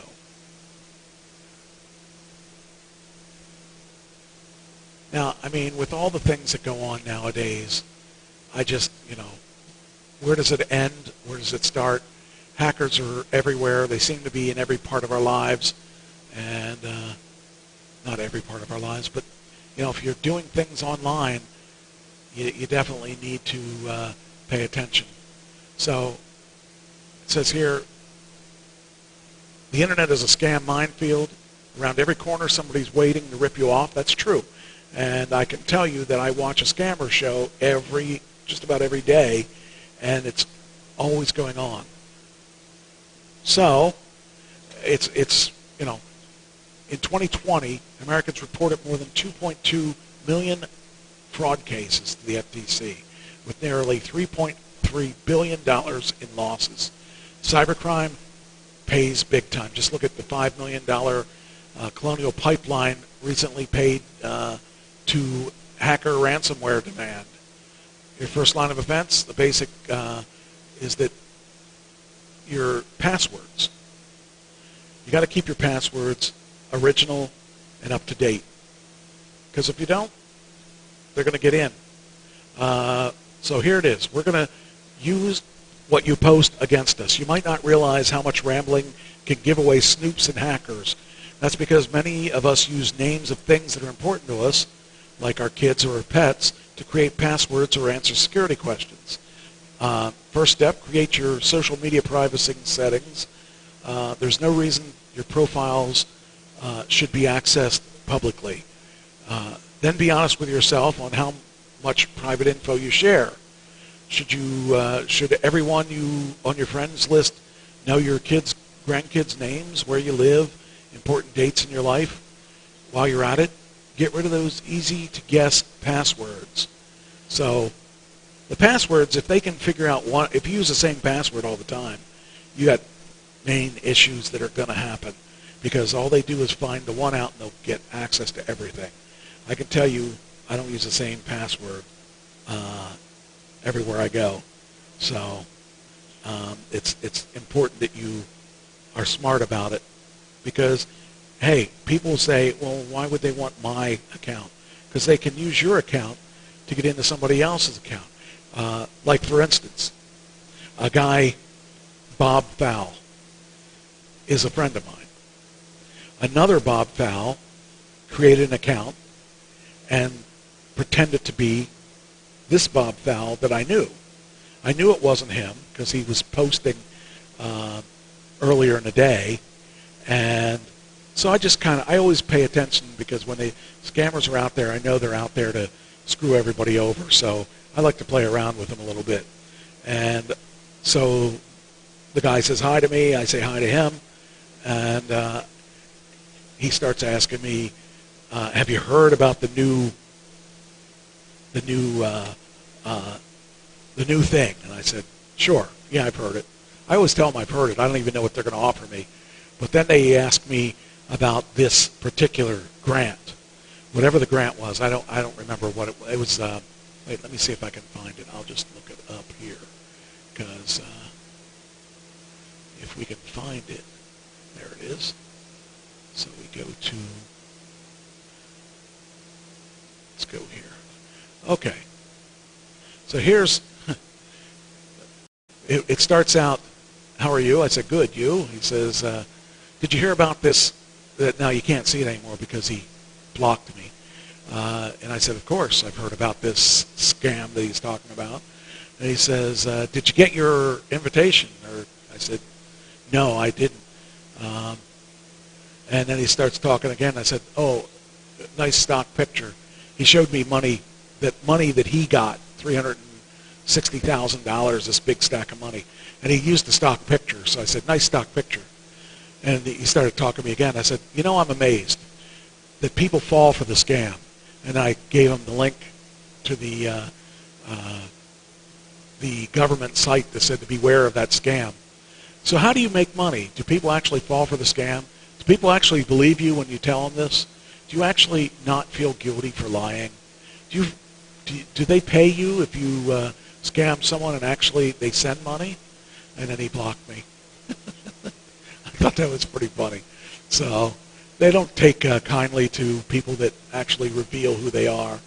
But and then I reported them to Facebook, so they took the account and got rid of it. So just makes me sick that those people are out there. You know, we don't need scams in our lives. These are people that have no soul. I mean, they don't care if they rip off a little old lady who's living off of a paycheck. They don't care about that. They just want to make sure that they get their money, because they think we're all rich people. They think that every one of us has a ton of money and we can just give it away.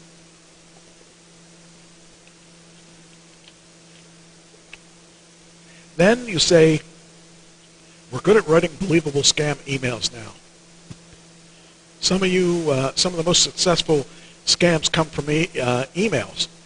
It's not all Nigerian princes and tricks you already know how to spot, but today's hackers are a lot smarter. This is when they send you an email that says you've been charged some money for a renewal of Norton or McAfee or whatever they choose to be at that particular time. So you look for subtle signs that prove that something's off. You look at the email, you hover over the email and see what the email is really going to, and see if it's going to, like if you get an Amazon email, it'll say, we see some suspicious stuff on your account. This isn't a real email. They wouldn't send you an email saying that. They would just lock you out of your account or whatever. But the Amazon emails look like they're from Amazon, and they're not. So what you do is if you call that number that's on that email, you're calling the hacker. You're not calling Amazon. And you think you're calling Amazon. And it sounds like Amazon until they get to the point where they say, there's an order for $1,200 or whatever it is, and do you want to ship that, or do you want to cancel that? And if you say ship it, they say, okay, give us a card number and we'll put it through. If you say cancel it, they'll say, well, we already charged you for it. We need to get into your bank and give you your money back. And they don't ever get your money back. They get into your account and they try to steal your account, and they try to take that information and use it for another scam. But they try to take your account and they'll log on to your account and pretend to send you money. They'll pretend to, let's say they said that you were ordering $1,200. They'll try to send you your refund that you were never charged for in the first place by taking money out of your savings account and putting it in your checking account, so that it looks like you got money back, but they never sent you any money. And then they say, oh, we made a mistake. We sent you $1,500, not $1,200. So you owe us $300. So go get us some gift cards at Best Buy, or some Best Buy cards, or some Google Play cards, or whatever it is. They can't. If they were a legit business, you would be able to send money through a wire transfer. But they say, oh, they shut us down because we sent you too much money. You know, all these things are red flags. And so you got to, definitely don't trust anything that you get in an email from, what the best thing to do if someone calls from, or if you get an email from Amazon, quote unquote Amazon, look up Amazon's number on Amazon's site. Go to Amazon.com and talk to somebody.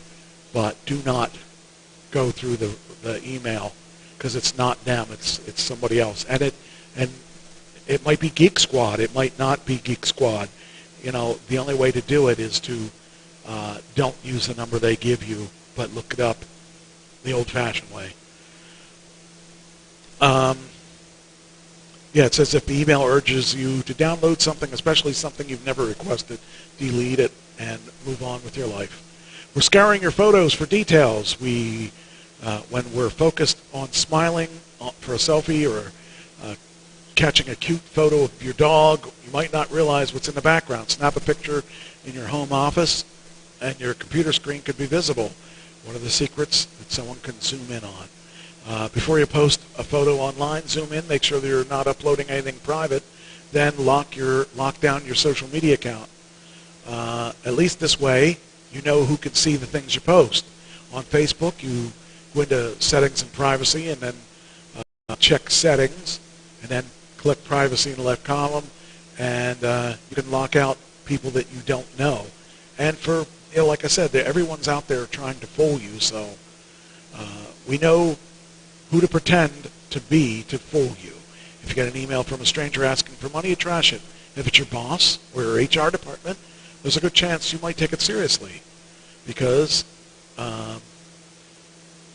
business email compromise, BEC, attacks are widespread for just that reason. So that's, again, a friend, quote-unquote friend of mine, that he saw that I had Bob Fowl, and he decided he was going to be Bob Fowl, and then he was going to try to scam me out of everything.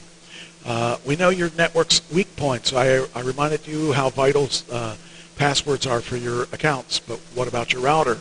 If you've never changed it, well, someone might be on there, because it's probably admin or administration, and you can allow guest Wi-Fi without giving them a password. So you could give them a QR code and all that stuff. So we're patient enough to wait you out. Hackers should be Hollywood actors because they know how to play the game and make you fall for their tricks. You get strange pop-ups, call a number, you end up with someone saying they can help, the tech support, and that's one of the newest ones that they say that there's someone that hacked you, and you get this pop-up and all that, and you pay for the tech support or whatever, and they don't still unlock your stuff. Then they start asking you for more money, and it's horrible. And then we're sneaking into your old accounts. How many unused accounts do you have floating around? I mean, like we were talking earlier about before there was Facebook, everybody used another social platform. Well, how many times have you been on that last social platform? So, just trying to protect yourself because there are all kinds of scams out there. Some of them use current things, some of them use older things, but no matter what they use, they're after your money. So if you don't protect yourself, you're going to end up. I can tell you, my last girlfriend fell for one of the scams. She met the guy on a dating site, and she was falling for every scam he had. I mean, the guy was saying he was this bigwig, worked for Exxon, and he was trying to get home to his daughter. His wife died in a car accident, and he's trying to get home to his daughter, so he needed money to get home so that they could live together, her and him, with his daughter. And so she had gift cards. She sent him $1,500 worth of gift cards, and he said, I needed $5,000. She said, well, I'm not sending any more. And if he has this high-paying job and she's been talking to him for a year, first off, why is she talking to him? Because she was with me, but that's a whole other thing. And then she sent him money, and he was supposed to come into Philadelphia. Well, he lives in Kentucky. Why would he be coming to Philadelphia? But anyway, he was coming to Philadelphia, and she was supposed to go meet him in Philadelphia. He never showed. And again, I have been her boyfriend for this period of time, so she shouldn't even be talking to him. But, as it were, it is what it is. And she ends up losing money, and rightfully so, because grass is not always greener on the other side. But anyway, I don't know, maybe I was the one that was scammed. But anyway, so just be careful when you're in emails and stuff, because everybody wants your money. Everybody expects your money. So you have to protect yourself. I think I'll hold this for next week, because this could be a good one. So we're not going to, okay. New York Police Department bosses screamed and cursed at a cop who wanted to mask up.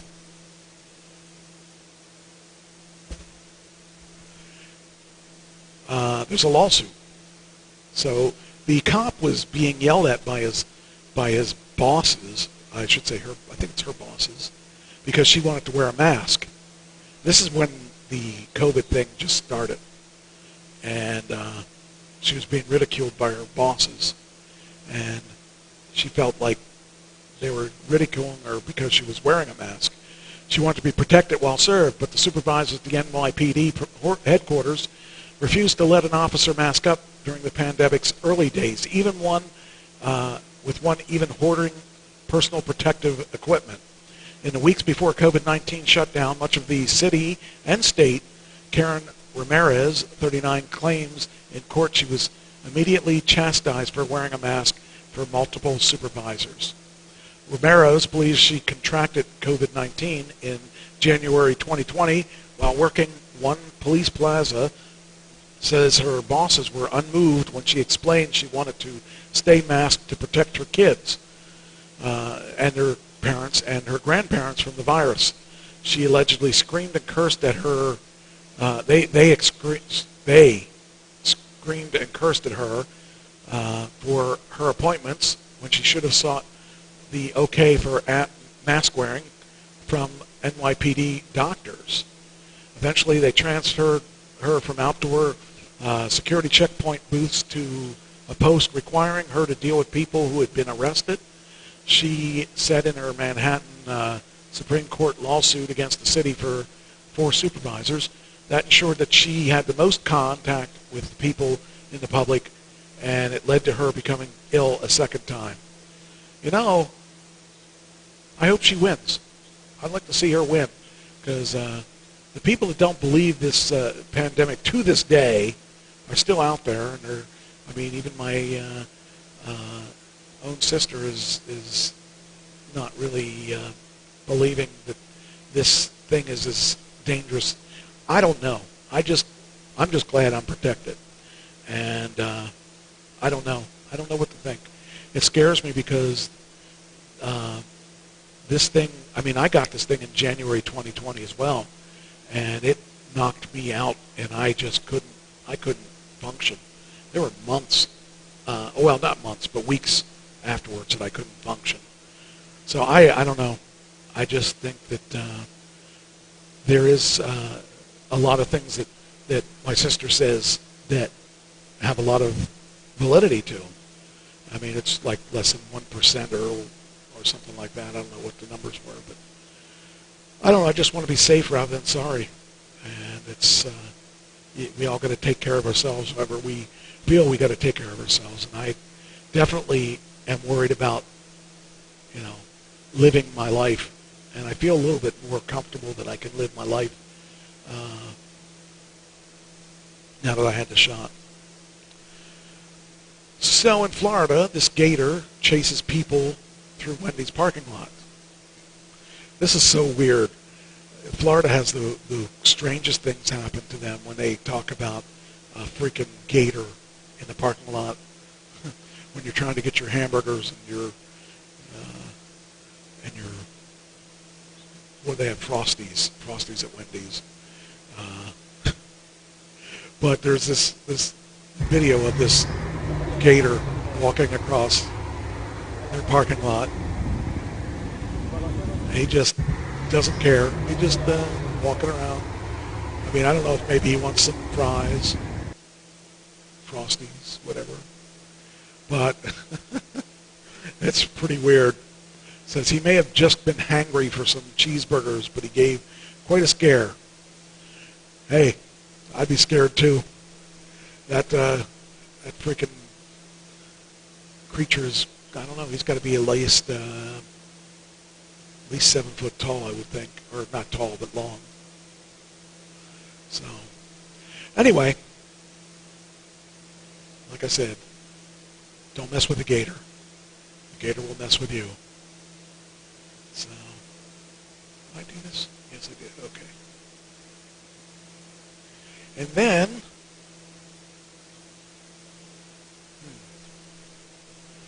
this day in history, 17 states rationalized gasoline for World War II efforts. Think about that. World War II efforts. That is a long time ago. Trying to figure out, let's see, 17 states. 1942. My mother was born in 1941, so it would have been a year after she was born. Let's see. May 15th, 1942, 17 states joined up and began rationing gasoline as part of the United States World War II effort. It was mostly eastern states that had done so, but by the end of the year, all 48 states were required to join the ration. I remember when I was a kid in the 70s, they had the rationing too for the shortage of gasoline. And it was funny because when I first started driving, I want to say gasoline was somewhere around 50 cents a gallon. And then after I got my license, Went up to like $1.50 a gallon or something like that. And here we are, many years later. I guess we're looking at gas being in the $3 range again. But it's crazy. And you know, of that $3, the majority of that money goes to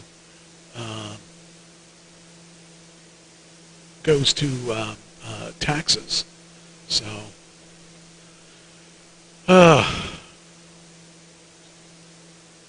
let's see here.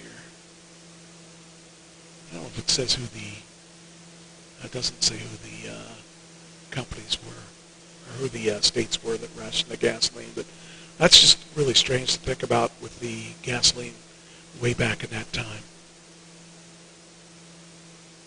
Here's a list of stores that no longer require face masks. And here are the stores. And like I said, I'm glad that I know about these. Okay, following the CDC guidance for people that are fully vaccinated, we got,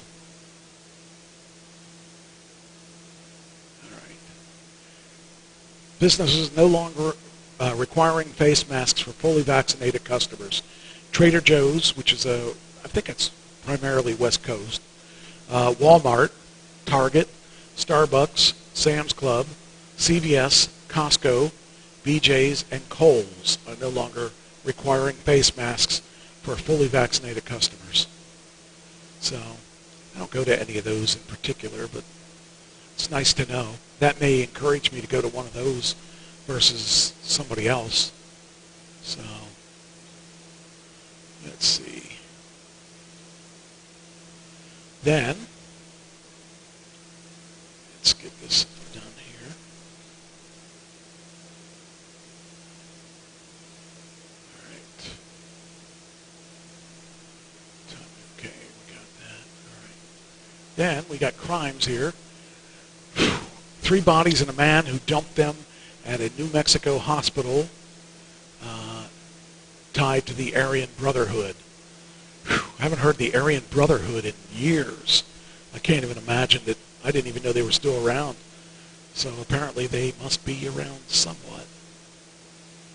Now the Aryan Brotherhood, of course, is the people that believe that only white people should be allowed to do things. So we got, all right, there we go. FBI suspects a man who is believed to have driven 3 human bodies to a hospital in Albuquerque, New Mexico last week to have been in the Aryan Brotherhood dispute that led to their deaths. The man, Richard Kuykendall, 41, arrested on a federal charge of being a felon in possession of a firearm and ammunition, shows that he was booked early Saturday. He's accused of stashing a pistol that came from out of state after a shootout with 3 men in a Chevrolet Malibu. Federal complaint Friday said the FBI said in the complaint that the security video shows Kuykendall's being shot at after the Chevy pulled up behind him, and he tried to get inside the car. Kuykendall ducks as shots continue, and the agent said in the complaint, but the video does not show him firing back. At some point, after the firing stops, Kuykendall is seen shutting himself inside the car before he gets out and lingers near a dumpster for a few seconds and then returns to the car. The complaint says Kuykendall is believed to have stashed a Beretta APX 9mm pistol, a gun manufactured in Tennessee, in a dumpster,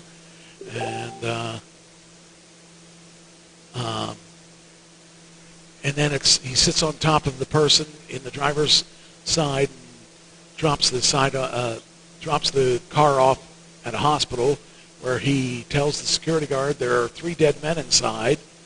All 3 men were subsequently declared deceased. The vehicle was riddled with bullet holes. A pistol was found under the driver's seat. Well, it sounds like a really nasty thing. So, I don't know. I just think it's kind of sad because that kind of situation just shouldn't be happening in this day and age. So, I don't know.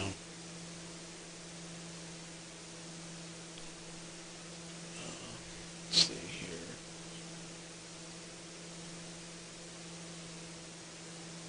All right, next. All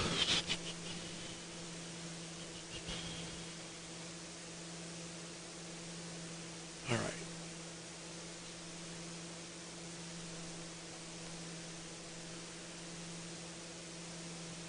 All right, creepy Florida cop. This is kind of strange, but I guess it's not as strange as, I mean, people like me don't really run into this issue, but Florida cop fired for unwanted advances to women. So there we got a situation where Florida's sheriff's deputy was fired Monday for making unsolicited sexual advances to two women, including one whose father's death was probed by the cop. You would think that if that person was probed by the cop, that that they may not be interested in talking to you. Pinellas County's Brian Overton, who joined the department in 2013, was terminated after two separate internal investigations found that he had inappropriate contact with two women beginning last summer.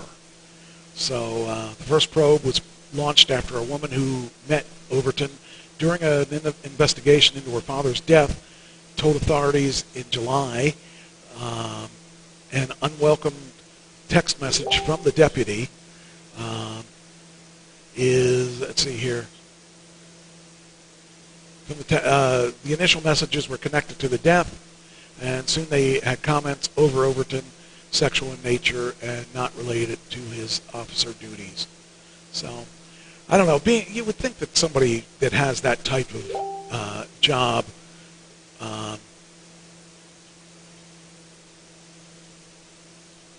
would be a little more professional than to bring, sexual overtone. I mean, if my father died and a cop was investigating the situation, I don't really want to talk to that cop about anything but what the situation is with my father. So, I don't know.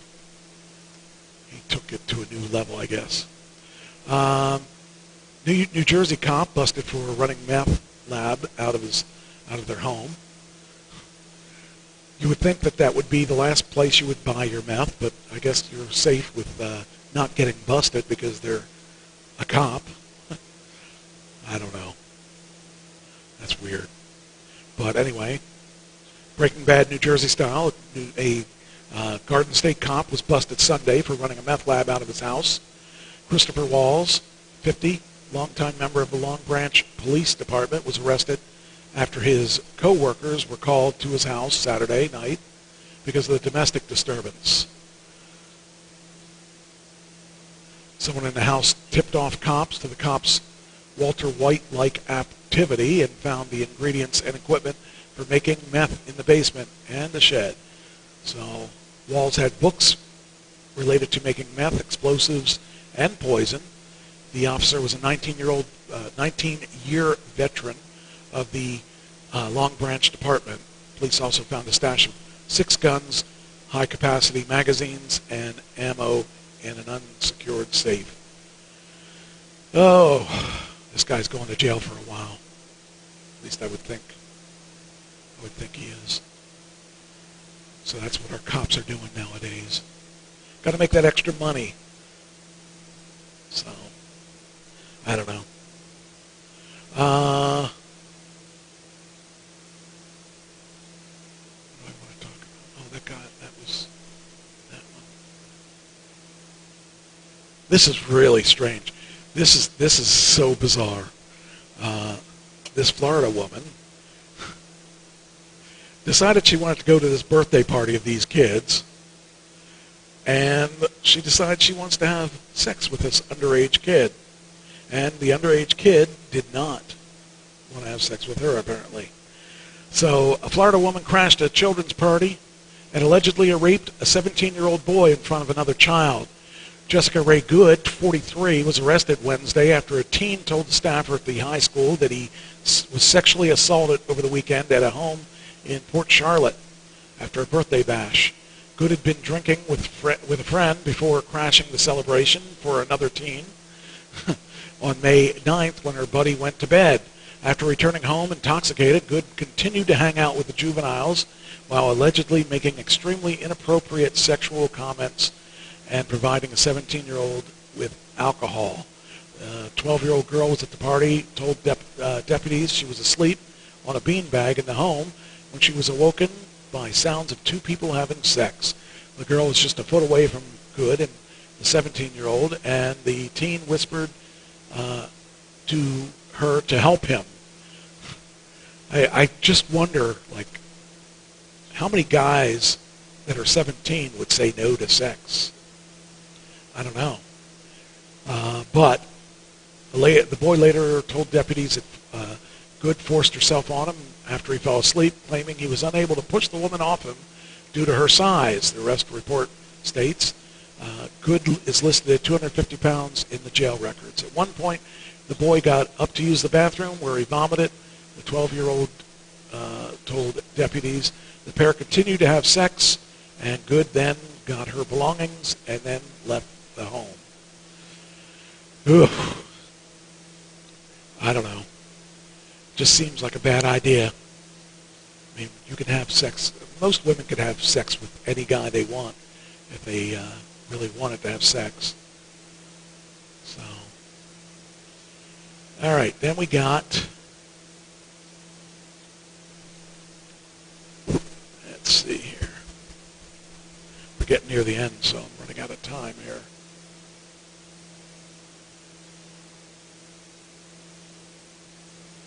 It says here that,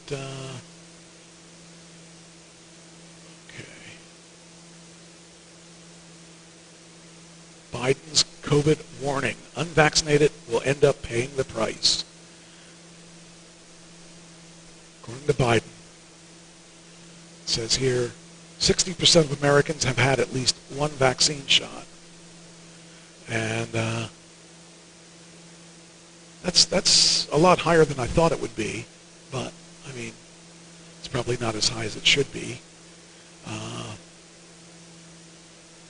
President Biden highlighted on Monday that for the first time since the coronavirus pandemic, COVID-19 cases are down in all 50 states. Well, that's got to be something good anyway. But in the pitch to encourage unvaccinated Americans to get their shots, the president warned that those that are not vaccinated will end up paying the price. Well,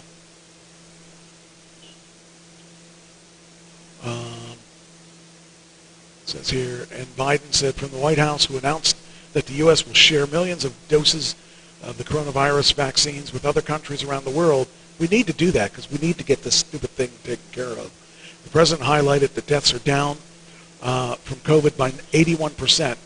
He said the lowest level since April of 2020.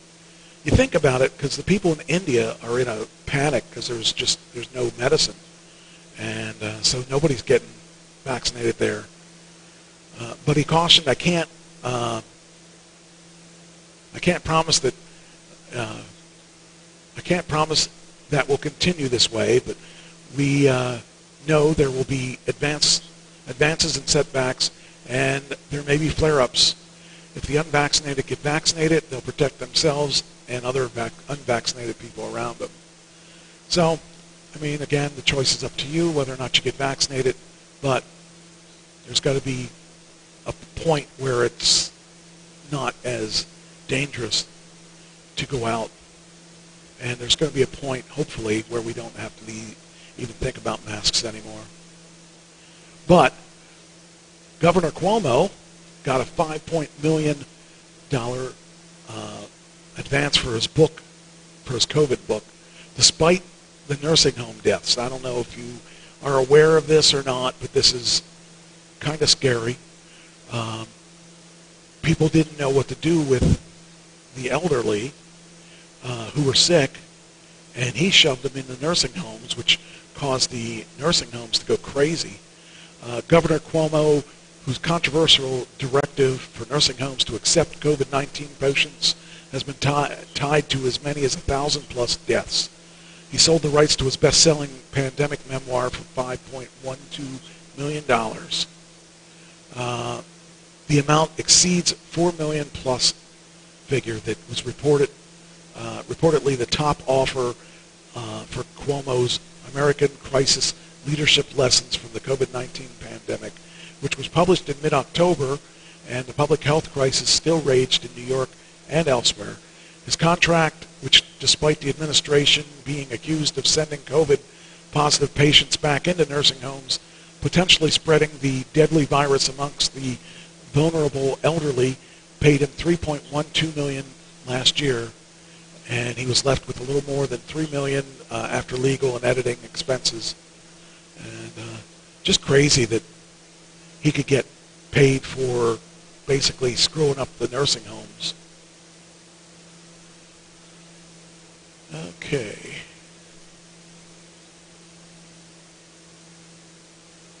All right.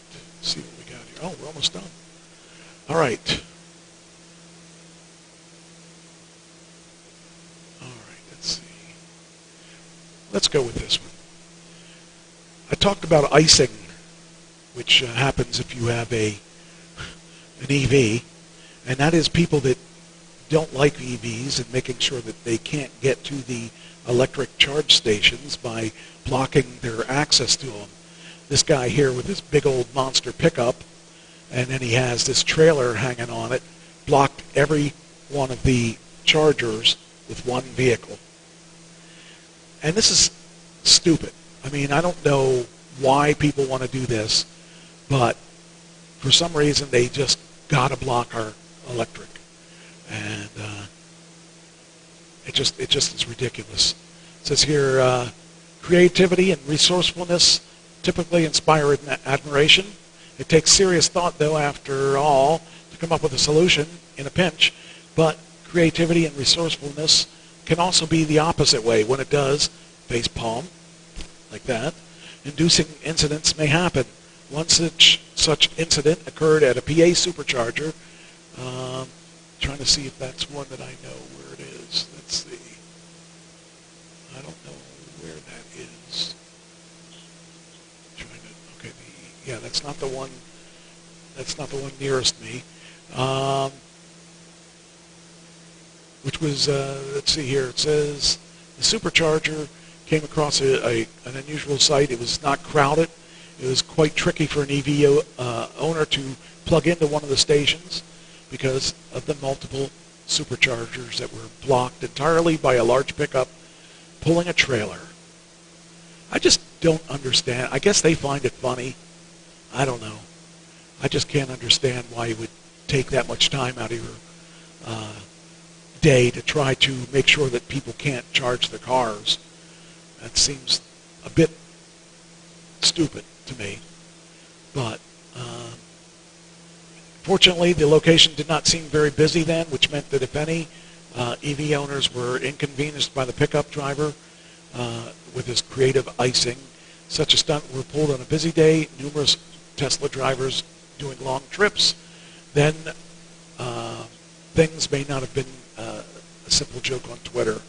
What is rather amusing is that the pickup truck driver who iced several stations was actually driving for a company, driving a company vehicle, and amusingly enough, the logo on the pickup truck shows a vehicle is from a company that offers gas and oil services. That's right.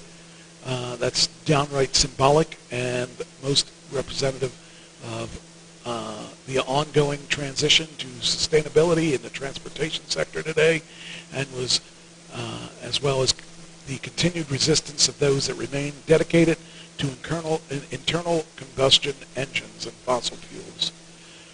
So, those people are there, and they're not going away. I don't really know what they have against the stuff, but it's just a shame. It just doesn't seem to make much sense that they want to spend all that energy. So, I don't know. All right, well. Oh, I guess I'll do this one. This one will be the last one here. Watch a Ford F-150 Lightning electric pickup rocket acceleration with President Biden behind the wheel. Now you're talking.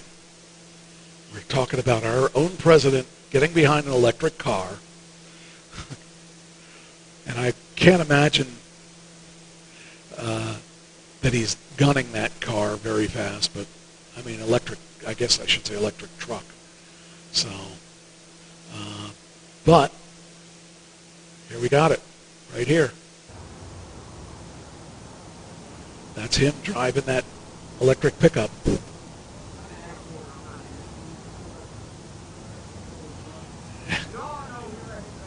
Just as funny because, hey, why is the windows open? Don't they have air conditioning in that thing? So there we go. There's where. Why is he on the wrong side? How can I be driving it on that side? I gotta see who's on the other side. Is Biden on the other side? Oh, yes he is. Look at that. This sucker's quick. How's it drive? I would. He would buy one. That's funny. Now, I don't know where the stopwatch, but I think they were going 0 to 60 in about 4.3. 4.3, that's not bad. Right. For Blackbird. Well, Mr.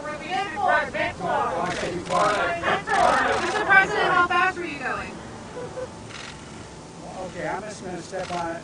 I'll come off at 80 miles an hour. See what it looks, okay? You ready? Mr. President, maybe a quick question on your trail before you drive. No, you can't.